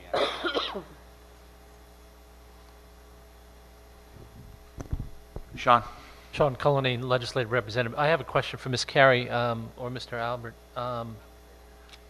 If the preferred source... You guys didn't know this was an exercise program today. Okay. Doing well. If the preferred source designation were not granted, would that completely bar you from participating in the daughter's industry, or would you still have ability to participate? No, I don't think it would completely bar us, but let's again understand why preferred source, exists. It's supposed to be a way to qualify agencies, not just mine, but NYS and Corecraft, who employ people who are blind or disabled or part of our correctional organizations, so that we can employ people who are blind and disabled or in prison. The reason why that reason was established back in the 1940s to make sure that we have a priority in procurement for those social economic reasons. And I feel strongly that the social economic reasons are something that I think the council understands, and is a reason why our application should be approved today. Does that answer your question? Yes. Okay, thank you. Okay. I have a follow-up question to Sean, you have a follow-up? ESD, if I may. Just a question on there's been several statements made regarding small businesses and impact on small businesses, and I'm still a little foggy on that. Maybe you can give me a little bit more information on whether that is happening or not happening, or potentially could happen. I'm sorry, could you repeat that? Regarding the impact on small businesses. So, like I said, we have to base it on trying to find the small businesses, which is what we did. We found 17 businesses. We interviewed them. One of them in particular, company F, does, and I say vetted, but, by them voluntarily have said that they have done this service as this and that it will affect their business. Some of the others have said that for smaller revenue amounts may. I understand that's only 17. We took a subset of 316. We can't interview every business, and so the problem is, because there is not a database publicly available for us to drill down, we have to do it through this survey mechanism, which we recognize is a weakness, but is currently in today's infrastructure way we have to go and drill down on the businesses and their impact. So I know I've got Steve and Vanessa. Vanessa, why don't you go, and then Steve, we'll go to you. Sure. This is Vanessa Perry from ITS. I'm just going to reiterate our position in our letter of support. Just speak on our experience, on ITS's experience with respect to these types of services. Yes, they are currently available, but the tools that are currently available have been pretty inadequate. There are either automated services, and those automated services, what they do is it just sends out a basic report identifying what the issues are, but doesn't give any guidance as to how to resolve those issues. And then there are in-person services, but the problem has been that most of those people are not visually impaired. And we believe that those who are visually impaired could actually really speak to the accessibility and how to make these the sites and the applications that we work on daily a lot more user-friendly. I don't have an issue with our Web New York a representative speaking. If there's time for that, Sean, I leave that up to you, but I can defer some of my time to him. Okay. So is there a Web New York representative that time can be deferred to? Yep. For some brief input? Thank you. For folks who don't know me, I'm Tim Cromie. I'm the director of Web New York. Web New York supports 40 different agencies and 130 different websites in the state, including ESD site, OGS site, BSE site, OMH, New York State Lottery, all these folks that you've been speaking to. I've been trying for 2 years now to try to find a company, and I'm just speaking for my own selfishness, that can help us with bringing New York State accessibility up to the current standards. I'm the writer of the New York State Accessibility Policy. It's part of my program. I've been struggling to be able to get information or services to provide two major things in our world. One is to evaluate our websites and our applications for accessibility. Even though my people can have JAWS on a machine, being they don't use it on a daily basis or are familiar with it, it's not very helpful. We can use automated tools, but automated tools only go so far. They don't give us the full experience. And I've been reached out by many, many agencies asking us, how can we get somebody in here to attest our website, including Anna Packman on the ESD board, and many other agencies looking for help. I've been struggling for 2 years trying to find services where we'll come in and do evaluations on websites and train our programmers how to program to meet accessibility standards. The way the process kind of works right now is that they build an application, they try to get somebody to test it, and they have to go back and rework things constantly. My goal is to get somebody in that can test these websites and provide training to those developers so the next time we build an application, we don't increase the cost of that application for rewriting things. And second of all, you know, I know that doesn't sound, you know, a big thing, it doesn't sound right, but second of all is provide that accessibility to the New York State citizen and provide a better experience that the governor is looking for me to make for them. If you have a list of people who provide these services, please give them to me because I've been searching for 2 years and haven't found anybody You asked adequate. the MWB division at ESD if we had a list? Pardon? Or did you actually ask the ESD MWB division if we had a list? Because that's where we get our list from. We start with the MWB division and then we go through NAICS code. So I was just curious, did you ask Empire State Development's MWB division? No, we didn't ask Empire State Development. The first place we look at, like most agencies, is on the OGS contract website to try to find services that we're looking for. That's 90% of what agencies do. They go to see what's on contract and see if those services are available. And that just highlights the reason why MWB is important, but that's not Yeah, not well, the topic here today. But yeah. Yeah. We both have our issues. Yeah, no, that's not the So topic today. can we ask the question, besides the OGS centralized contracts, how many vendors have you talked to? Was there a solicitation that didn't pan out? Can you give us some idea of what we've struggled to identify means short of the question Pravina just asked? The most recent struggle that we had was a recent lawsuit within the Department of Motor Vehicles. We hired a contractor to come in that was on contract to do the evaluation on that program. That vendor did not have the experience or didn't deliver on what his experience says it was. It didn't go well during the litigations, and they brought in my blind spot to go back over what that vendor did. We do try to use some automated tools, but it doesn't get us to where we need to be. Okay, thank you. JP? Has ITS done an RFI or an RFQ at all to try to get some input from the vendor community? I haven't personally, but Has your procurement office done that at all? I don't know. I don't know the answer to that. Okay. I'd have to ask them that question. Yeah, we don't have anybody from the procurement office here today, so we could look into that. I know currently with respect to procuring these services, we either do so discretionarily or as part of a larger procurement. That's been mainly my avenue, using discretionary funds, but as you know, I'm limited in amount of money that I can do that with. Okay, thank you. Anybody have any other? No, okay. Other comments, questions from council? Seems fairly well discussed. I'm sorry, Steve, I apologize. I know it just seems to me I keep hearing the same thing, that there's nobody out there that does it, but there's this huge market that they need to be done. So I don't understand why no one's out there doing it.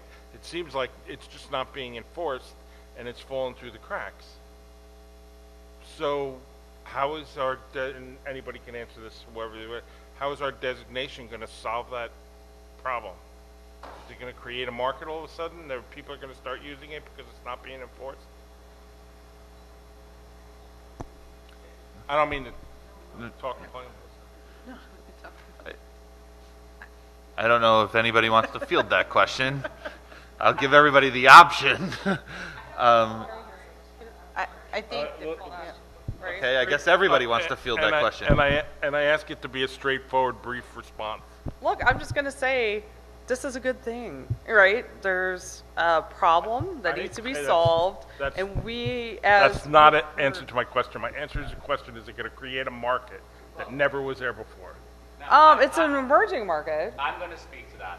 The market has been inconsistent at best, all right? It's not something statistical, and to the lady from ESG, it's no wonder she's having a hard time finding statistical data to support the position she wants to support. But Tim Cromie's position is it's hard to find companies that know what they're doing.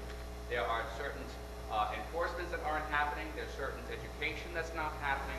So yes, eventually there's going to be a huge market. It's already a multi-billion-dollar market. It's people aging into the community. What's happening is there's a lag time in enforcement. So while there is a market out there and there are conferences and conventions all over the country and all over the world happening every month, there will be an opening, an eye-opening awareness of what's to be done. It's taken us since 1973 to get accessible physical environments. We've been doing the same thing since 1920. It's just the nature of the beast. But there will be a market much bigger than anybody's thought of before. my only response is that's why there are legal cases now. What you're asking is, will it become an enforceable market? I think that's why you're seeing that. There are legal cases about it. The accessibility isn't there. It is also a priority for the governor. It's also a priority for ITS, as they've been saying. So I think the awareness has been generated. So if you're asking why before, I think there wasn't an awareness, and now there is an awareness. And so it's a market. It's a big market. So Mary Beth. And it'll continue. It's as gonna I've be stated the legal before, lawsuits. Carrie, Mary Beth's next. Okay. So again, I'm sorry, ESD, another question for you. I'm just struggling a little bit with understanding what is the criteria in ESD's criteria for denial. So is it that there can be no economic impact on any other firm other than the preferred source? Is it that this is something that could become a really big business and so therefore preferred sources can't have it? I'm not sure what the criteria is that says that I mean, is 2.5 million a lot in this business, or is it just a tiny little corner of the market? And so I'm just struggling to understand it. Is there even any application that ESD could support? So we look at the impact on different levels, and I know Carrie will want to respond to this, so I already know that. And everybody, you're gonna have to excuse me in a few minutes. I really have to go to the bathroom, so I'm sorry about that. But I've been here. We since will be 9. prepared to take a break So if anyone I needs. just because I've been sitting here going, okay, I gotta go. So, all right. Thanks, got it. So we look at a couple of factors depending on the application. In this one in particular, the market size, when you see like 740,000, you're like, is it really that small? And then we get data that says 2.5 million. Then we're like, well, really, how big is the market size data? So that does play into look at the impact, because these are big areas. If it's I think someone said $1 billion market. If you're saying that $1 billion market and no small business can compete, it's a difficult. If you're telling me it's a $1 million market and no small business can compete, and they're competing at 25,000.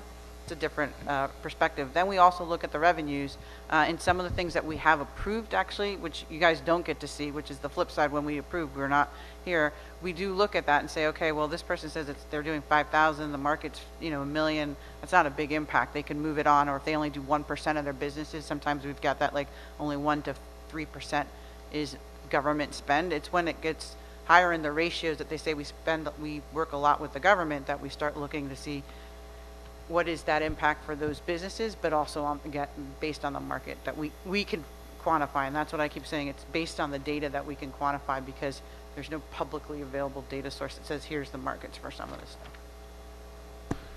Carrie, do you have something to add to that? And then if anybody, I would entertain a motion for a 5 or 10 minute comfort break. Yes. And I would like to entertain that motion as well, because Pravina, and I'm sure a lot of other people need a bio break. Again, we talked about what our application does not include, right? We're not proposing to do brand new websites. We're not, proposing to do a lot of that stuff, which I think ESD would acknowledge would fall in any NAICS codes that they, researched. We're proposing to help with testing and remediation reporting, and that's a very narrow set. It is a need, and we're uniquely qualified to do it. And that should be a compelling reason to approve our application.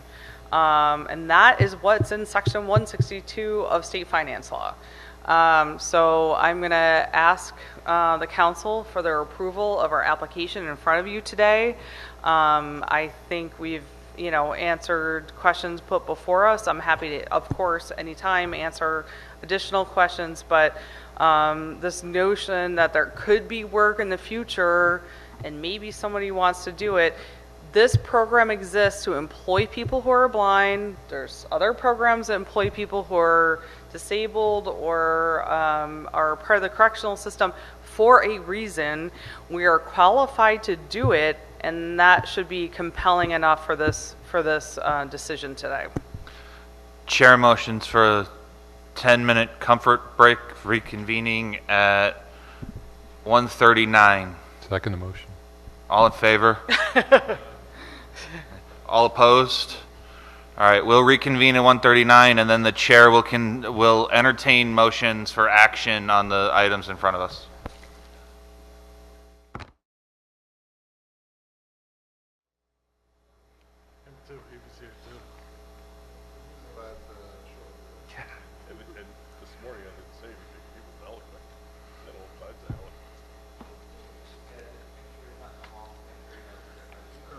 We cross paths in the restaurant.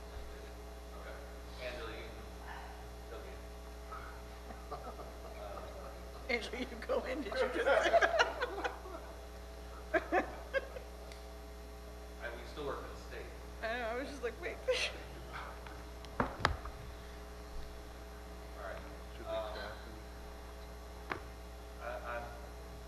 So I'm not sure, at least for the procedural mechanism we have to go through here, that we have to wait for JP. So we're back in the council meeting today. I think there's been a lot of discussion. I think the issues surrounding this application have been vetted. So council advises me that what we have are two things in front of us. We have a definition that would identify a preferred source service that would then go on the list of definitions. And we have an application by NYS PSP and My Blind Spot for the check mark that would authorize them to provide that definition. So we are going to, I am going to call for motions separately. The content stands as they are. Right? So the definition is as written, but it's going to be, we're going to vote on that, and I believe we have to vote on that and then vote on NYS PSP's check mark for the service. Pravina. This is just there's a point of clarity for me, not,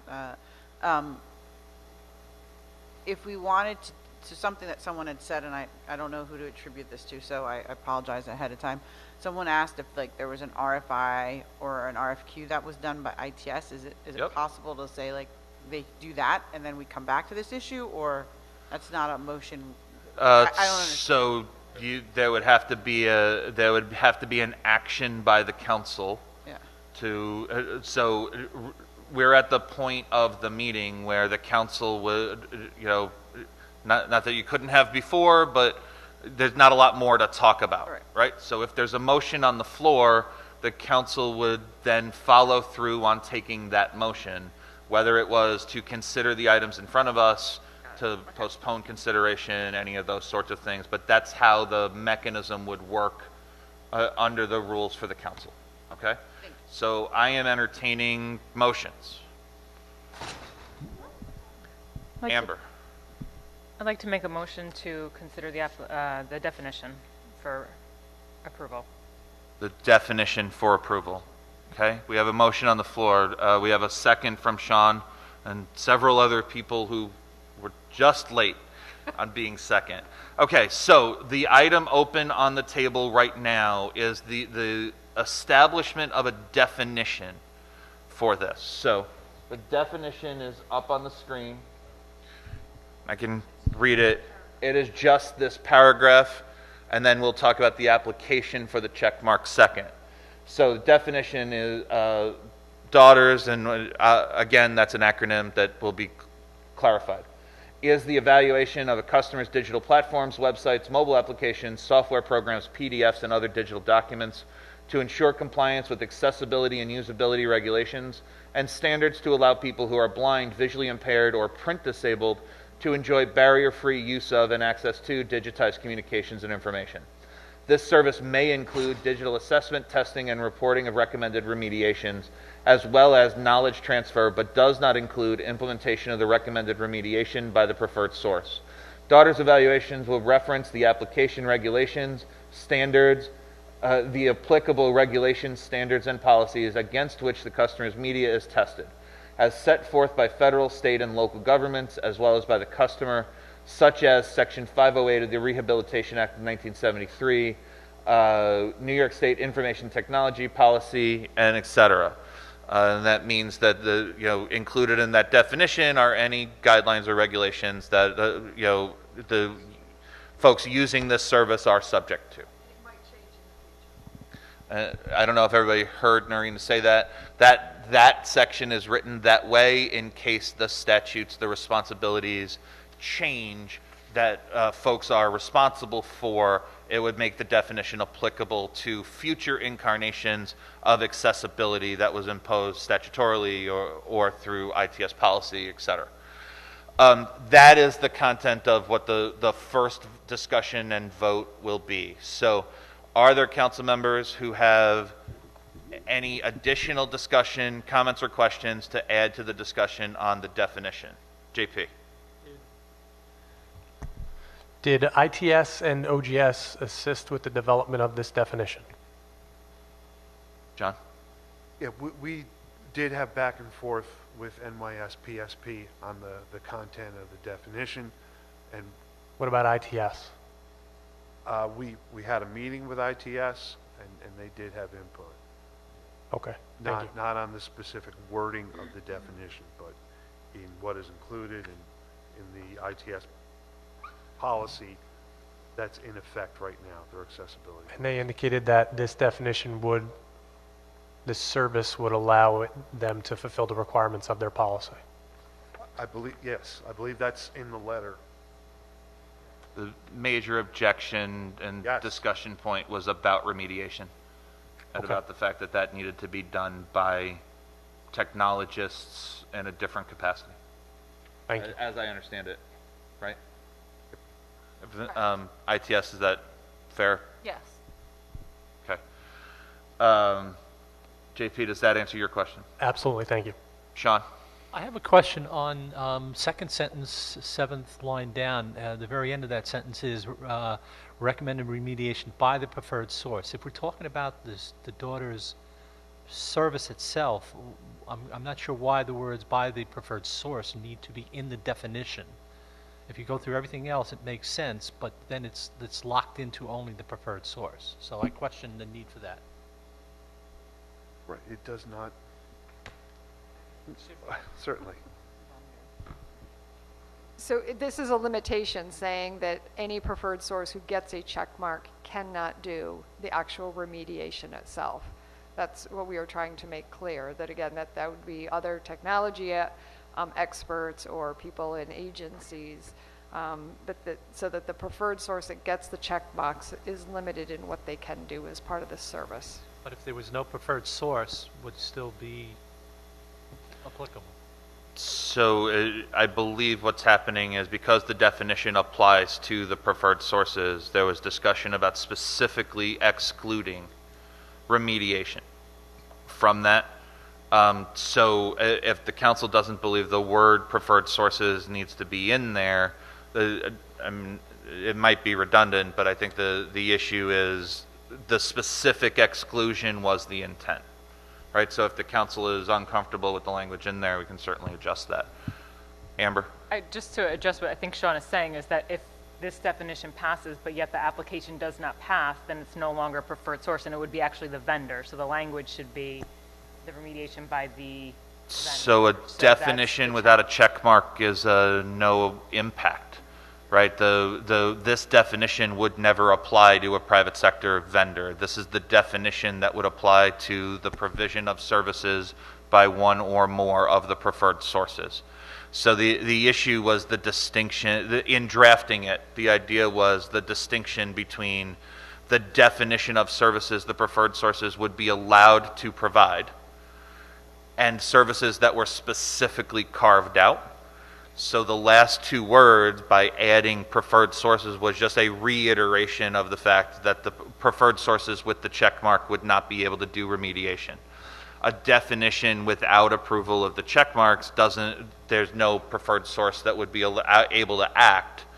So basically you would have a definition with nobody to provide those services, and you would have an open market environment for that. Does that make sense? I'm not sure if I understand that.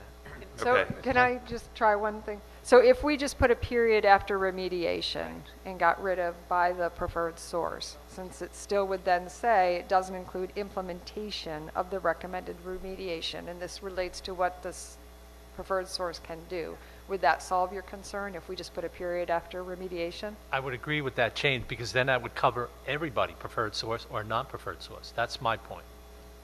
Because, Okay, based on what, these are definitions only for preferred source offerings. These definitions don't apply anywhere else except for preferred source offerings.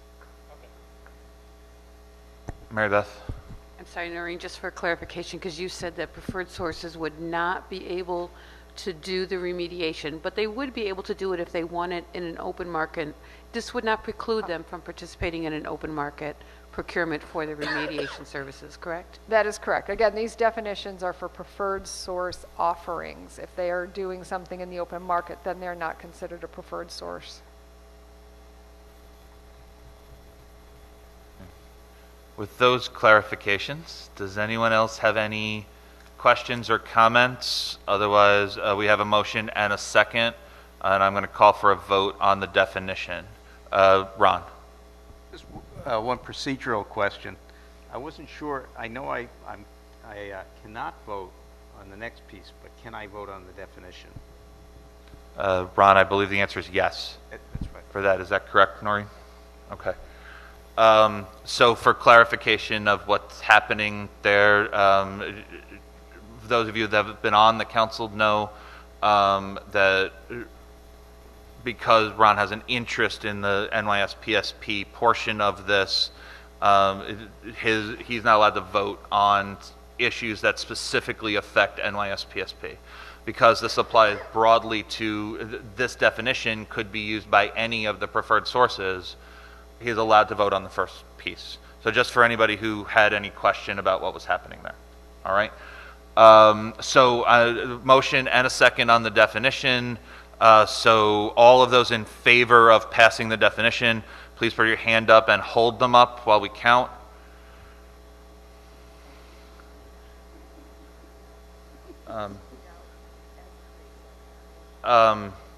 I'm sorry.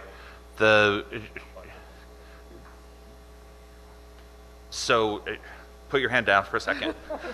There's three words we're talking about taking out, and I didn't properly do that. Four words we're probably taking out. Now I'm strike two. We're talking about taking those out. I did not properly procedurally manage that. So we have to amend it, or I can consider it a friendly amendment. You're okay with them. All right, so let's do this. I need a motion to amend the definition by putting the period in the other spot. So that sentence would read, the recommended remediation period. Sean? I'm sorry, I'm confused again. I thought the discussion was to leave it, because you were saying this is nothing more than a definition for preferred source application. Right. If it doesn't affect somebody who's not preferred source, then it Yeah, doesn't to me, need it. it's a distinction without a difference. So I'm not making an amendment. we're not making an amendment. Is there anybody that wants to amend those 4 words to change? Okay, great. I apologize. If you're voting yes, the motion is on the definition. Please signify by putting your hands up so we can continue to count. Thank you. I'm not your legal counsel. Staff, can you let me know if you can see everybody or...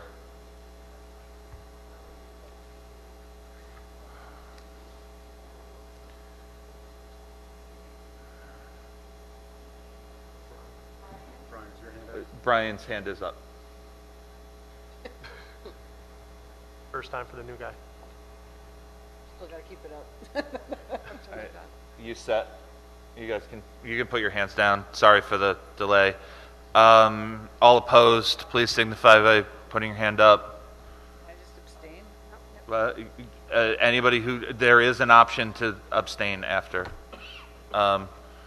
Seeing none, are there any abstentions? I'm gonna abstain. Okay, there's 2 abstentions. You guys have those? All right. Are anybody claiming to not be in the room or anything else?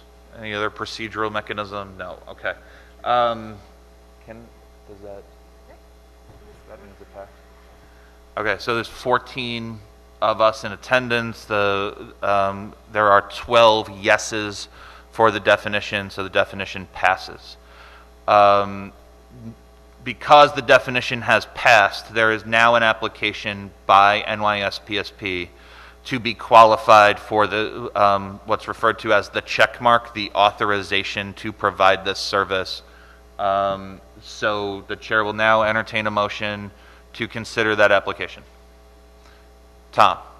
Yes, I put a motion in to accept NYSPS application for daughters. Great. Is there a second? Mary Beth? All right. All in favor of approving the application, please signify by putting your hand up.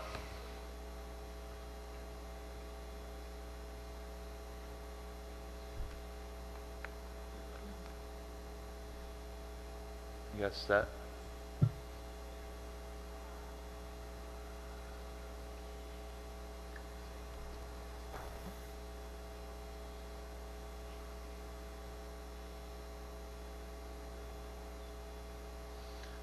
You have everybody? Okay, you can put your hands down. All opposed to approving the check mark, please signify.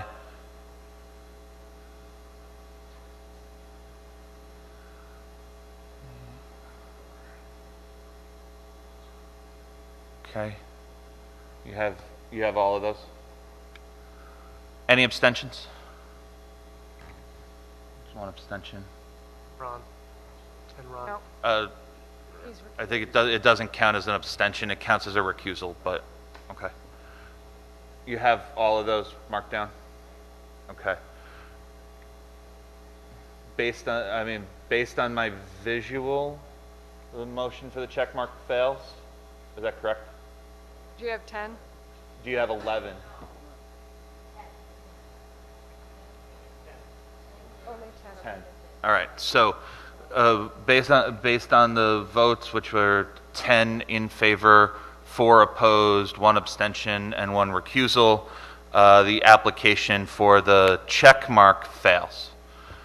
So will not be approved. So there'll be a definition on the books that the preferred sources will be eligible to provide in the future, but there will be no preferred source eligible to provide that at least today. Can you explain that? Because I think there's some confusion as to why there was a majority in approval, and yet it doesn't pass. It's like the presidential.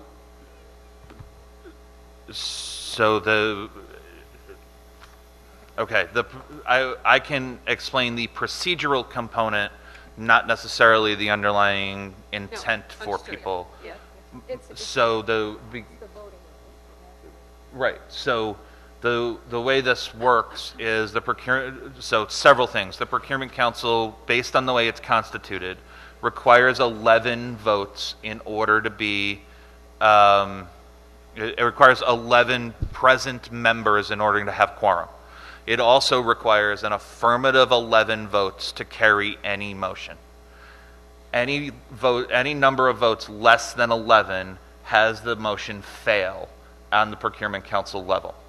So what we talked about a few minutes ago, we divided this into two sections because the definition technically could be acquired by an additional preferred source, right? Any definition that's there could any of the preferred sources could apply for permission to do that work. So the first vote made that definition accessible. It made that definition on the book of business that says it can be provided as a preferred source service. The second vote was then to establish whether NYS PSP would have the right to perform that service. That check mark also requires 11 affirmative votes. It did not receive 11 affirmative votes. That means that there will be a definition of a service that technically can be provided as a preferred source initiative. Give me 1 second, Steve, but it can technically be provided that way. But there are no current preferred sources eligible to provide the service. 1 second, I see your hand. Steve, I saw your hand first. Well, I'm going to say the same thing he's going to say. Can you put the mic close? Doesn't that make that logic, doesn't that make his recusal count against him? Yes. Well, how is that fair?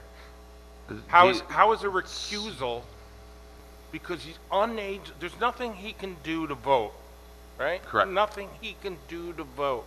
Correct. So anything that his agency, or whatever the word is, comes, automatically has one negative vote. Correct. And we have 3 empty positions, so you have to overcome Right. a deficit of 4 Correct. in order to get something approved. It Correct. starts out in the hole by 4. I mean, shouldn't that number be struck from the number required to make quorum? Or? No. Yeah, go ahead. Yeah, statutorily, unless the legislature says it doesn't require a majority of the body, then it still requires a majority of the body as constituted, regardless of whether you have absences or not. So it still requires us to have, the council to have 11 to carry a motion. Right. So, Ron. You know, I realize that we can't change it, but candidly, it's something that this group needs to consider, because what happened here today hurt blind people. Being a blind person, I am more than disappointed that 3 votes can cause a blind person not to work on a preferred source. It doesn't seem fair. I've said this before. My recusal, I might as well have voted no against it. It should not count, and it should have been 10. And I know that's not the voting rules, but gosh darn it, it's been that way for years. When does it change? And when does it become fair? So the council has the right to recommend legislative changes to the commissioner or to the chair. You know, if there is a procedural mechanism that is unfair, I think there is that mechanism for members of the council to raise that issue. I just did. Got it. I'm also going to ask for a revote. So I just want to make sure I understand the rules. I have to ask, this is a procedural mechanism. Can Ron motion for a revote? Okay. So because you're recused on the issue, you can't motion for a revote. So, Sean, can I ask for a revote? Yeah. Am I able to make a motion for a revote? Yeah, it's an actual motion. Okay, I'm making a motion for a revote. Asking for a revote on PSP's, adopting PSP's application for daughters. Okay. The motion on the table, is there a second? Second. Steve. Okay. There's now a motion on the table for a revote of, even I'm having trouble keeping track. There is a motion on the table for a revote to authorize NYS PSP to provide the daughter service under the definition approved at this meeting about 15 minutes ago. I just want to make sure I get the procedures right. Hang on one second.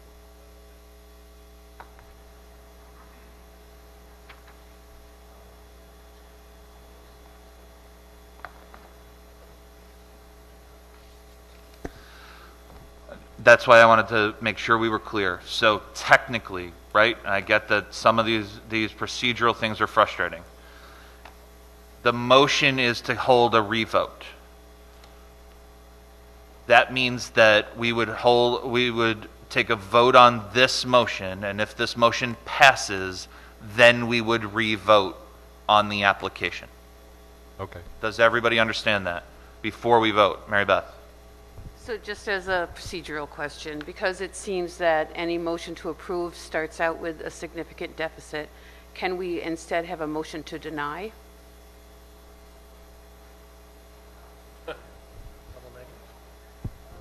I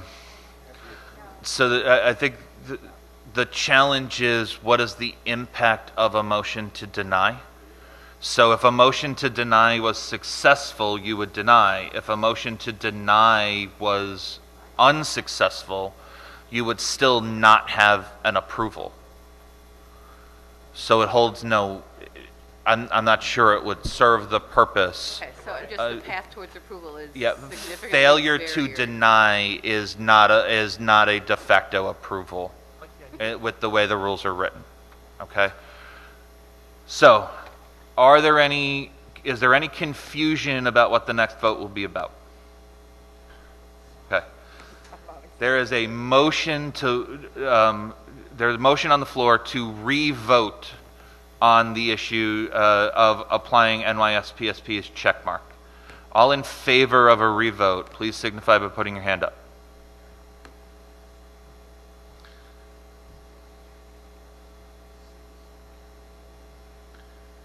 I need a procedural ruling, Noreen. Does Ron have to recuse himself?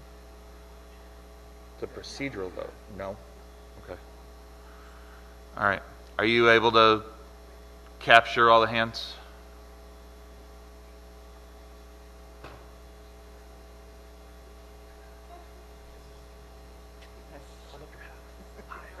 You got them. Anyone opposed to a revote, please signify by putting your hand up. Okay. Anyone abstain? Sorry, were you able to capture those two? There's two hands up. Anybody abstaining from the motion to revote, please put your hand up. No? Anybody? Did anybody? You're abstaining? Okay. What does that put me? Okay. Should we reconsider it? Right. It doesn't.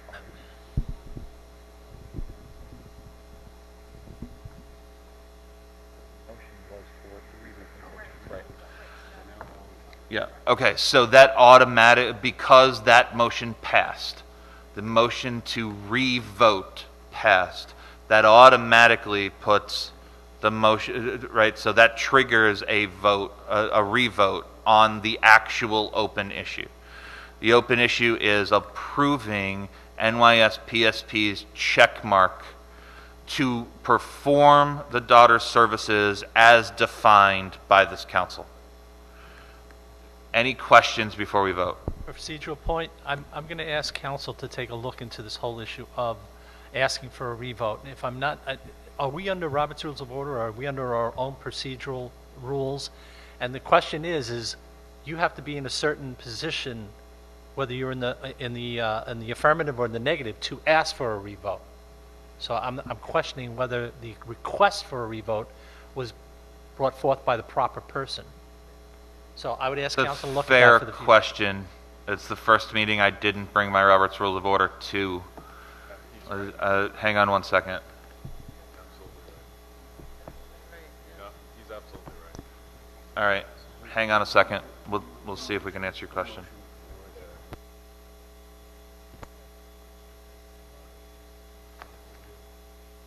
I am willing to bring the motion. Steve, do you know, I or believe- Sean, I believe he's right. the rule you're referencing, I don't have with me. Do you happen to know the rule? No, I know, but I do not know the rule. But there is a point in Robert's Rules of Order that you have to be in either the negative or the affirmative Yep. to be able to call for a revote, depending on how the vote came out. I agree with you. There's absolutely a rule. I don't have it with me. I'm looking for it right now. What side were they? For the revote? If somebody on the other side to also do it. Tom called for the revote. He was in the affirmative. Tom called for Yep. the revote. Oh, you, I think you did. So, right, because the question's been asked, I'm going to pull the section of the rules to make sure that that was done correctly before we continue forward. Turn the Okay. heat on, please. Right now, the revote motion was made by Tom Hipchin. I just need to clarify the rules on who was allowed to I think offer. Sean is referencing my vote was for, but it was a losing vote, so right? Sean is saying that someone who voted no, that was what carried the motion, has to submit the motion for a revote. Is that what you're saying, Sean? Yes. Thank you.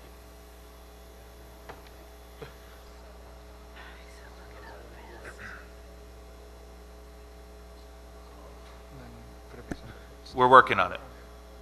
Give me a second. Thank you.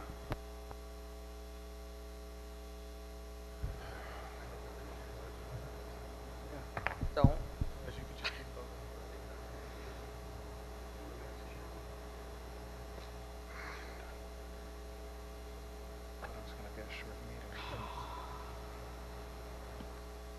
I looked at the agenda and it didn't seem like there's 2 hours worth of material.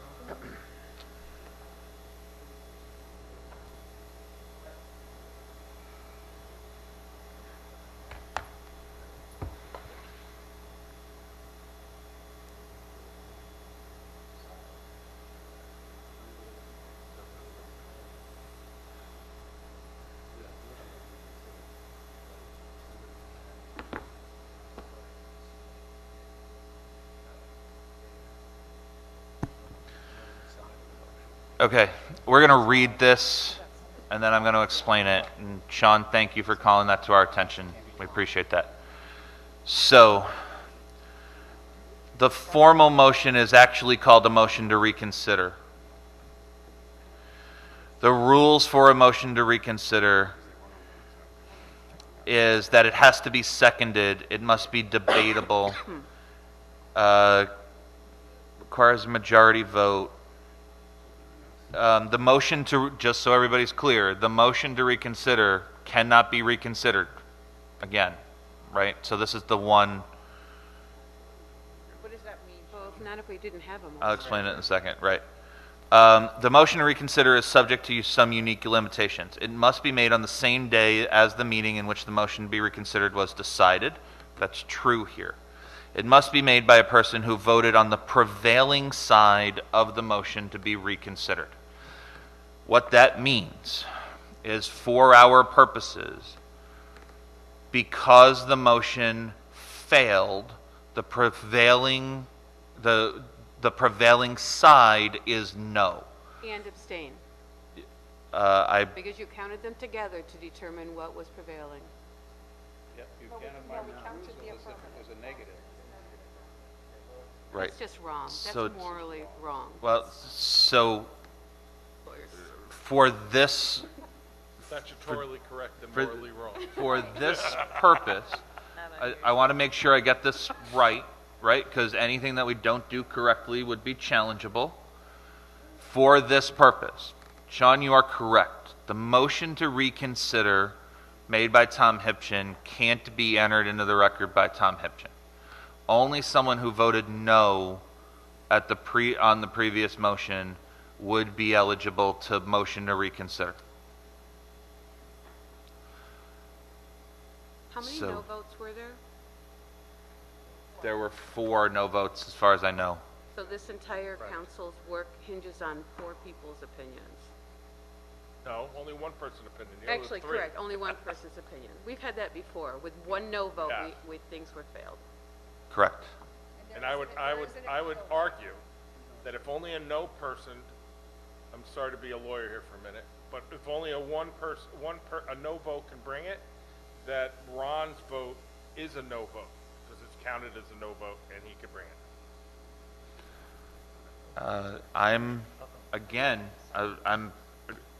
You guys bring me the best questions. I don't actually know the answer to that. Do we know the answer to that? Apologize Is in an advance for that. abstention Being or? a lawyer. Can we look it up? Of course, 3 of the no votes don't exist. I meant, because of the number. It's not gonna pass again. In 11, quorum is different when there's 3 seats vacant. Much different. I don't think you can. They just I thought I'd bring it back. Change my vote. Oh, no, this time. Okay, and then what, it goes back to the council? Or OGS and secretary? Commissioner, sorry, I keep saying secretary. But we're denying it. Sean, is it possible, just from a, I don't know, whatever perspective, for someone who voted to be allowed to correct their vote because they did not understand the impact of a recusal vote? We're in some uncharted procedural places for me, so we're working on it. I don't know the answer, Meredith. That's the appeal process. Okay.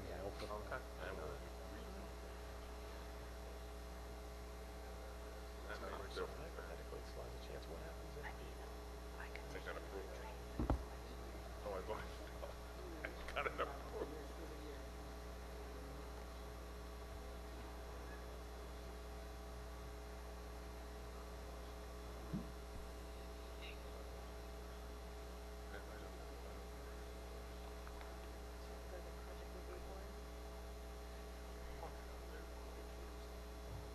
There will be a market.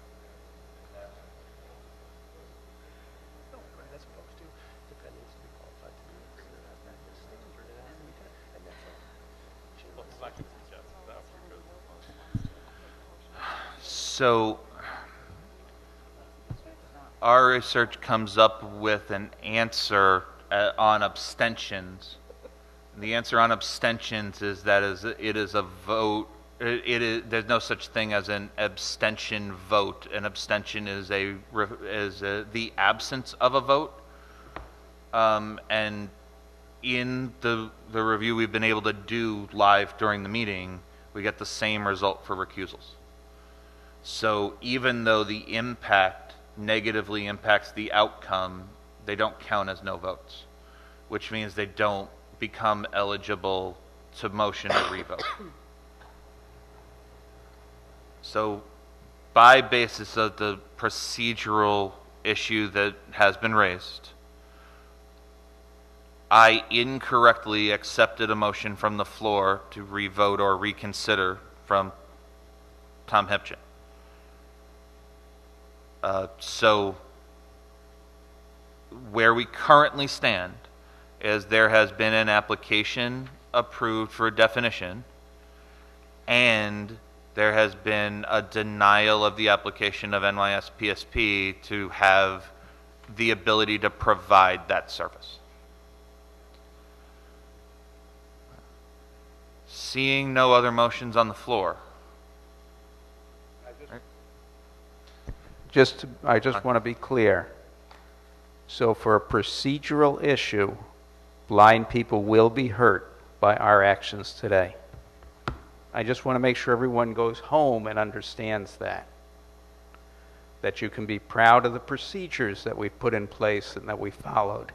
But remember that people were hurt. Can I ask, is there an opportunity for PSP to put the application back in again? Are there procedures that go, there are procedures that go forward from denial, right? Yeah. So there's a formal process for them to address that grievance. Do they appeal to your commissioner? Yes. Are there any motions on the floor? Okay, seeing none. Open council discussion about other subjects. Are there any other subjects? I don't have anything under this item. Steve. I'd like to continue on what Ron brought up before, and that is, it doesn't seem like we could get anything passed unless we address the issue of how the votes are calculated. Okay. So. I mean, that's our purpose, right? To analyze and approve. That's not. Yep. Realize there's a lot of voting down, but that's our purpose. So. Unless you get 3 people appointed and they come every week or every quarter, whatever it is. Got it. And we have 2 people that should be seated that are missing. I mean, today. It would seem that after what we saw today, whatever you think about it, you know, you were in favor or against it, I think everyone would have to agree by the vote count that should pass. So if I mean, logic dictates, then there's something wrong with the procedure. And I think that's one of the things we have to address. We did, this is Noreen Van Doorn, we did research this a number of years ago and provided a legal opinion regarding this, so we can pull that out again. But it's under the general obligations law, and I mean, it's a statutory requirement. We can't, the council can't vote to change that. It's statutory requirement that there has to be 11 affirmative to pass something. Yes, but so exactly this council can make a recommendation about the statute.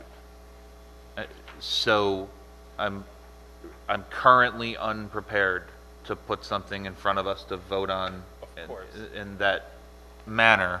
So is but that what I'm hearing from the council is that the council would like staff to take that as an open item about what their action and their procedure would be to eliminate this procedural barrier to this council's work. So that recommendation, let's say there is one and we make one going forward, where does that go? The recommendation goes to the commissioner? I'm flying a little blind. Okay. Steve, I won't don't ask any know more that I know the answer. No pun intended. I've been flying blind. I'm going to be flying a lot longer that way now. Fair enough, and I apologize if that was insensitive. It was. Then I apologize. That was not my intent. I am in uncharted waters. Is that an acceptable analogy? Thank you. I am in uncharted waters on this. What we will take away as council, I'll get 1 second. What we'll take away as staff to the council is we owe you a response of what the council's opportunities are to address this, what I would call a grievance of the council about how the council works.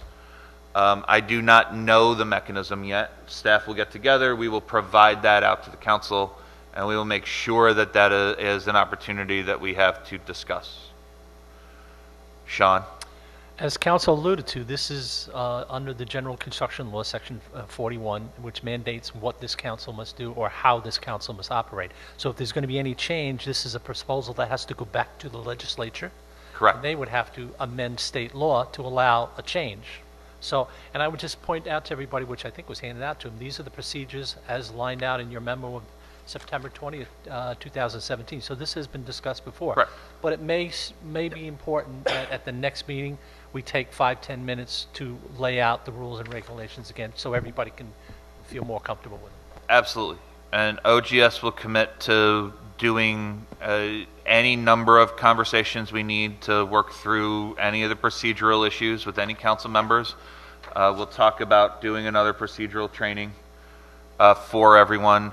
There is some content in the charge of this council that will allow everyone to that will allow this council to consider making a recommendation on a change. That doesn't mean that they can unilaterally do it. That change does have to be made by the legislature. But it doesn't have to be made to that general piece of legislation, right? It could be made to the procurement, the language that sets up the procurement council. Correct. Okay. Yes. And because I don't have a full slate of answers on those questions, I just, if possible, I need time for staff to get our heads around that request. So we appreciate that opportunity to staff the council properly and to answer your question properly. Are there any other open subjects for open council discussion? Okay. With that said, the chair will consider a motion to adjourn. Brian? Is there a second? We need 11 votes. If we don't get 11 votes, we can't leave. That's correct. Okay. That's correct. Is there a second? Pravina. Please note on the date is on the agenda. The next meeting is Wednesday, November 28th, 2018. We do need to hold 4 meetings a year, so that meeting is in November. There's a motion to adjourn on the table and a second. All in favor of adjourning, please signify by putting your hand up.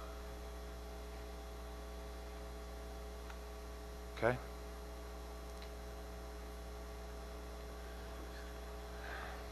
You have everybody but one. Okay, you can put your hands down. Are there any no votes for adjourning? Counting one. Are there any abstentions to adjourn? The motion to adjourn carries. Thank you all for your commitment today, and I hope you have a great day.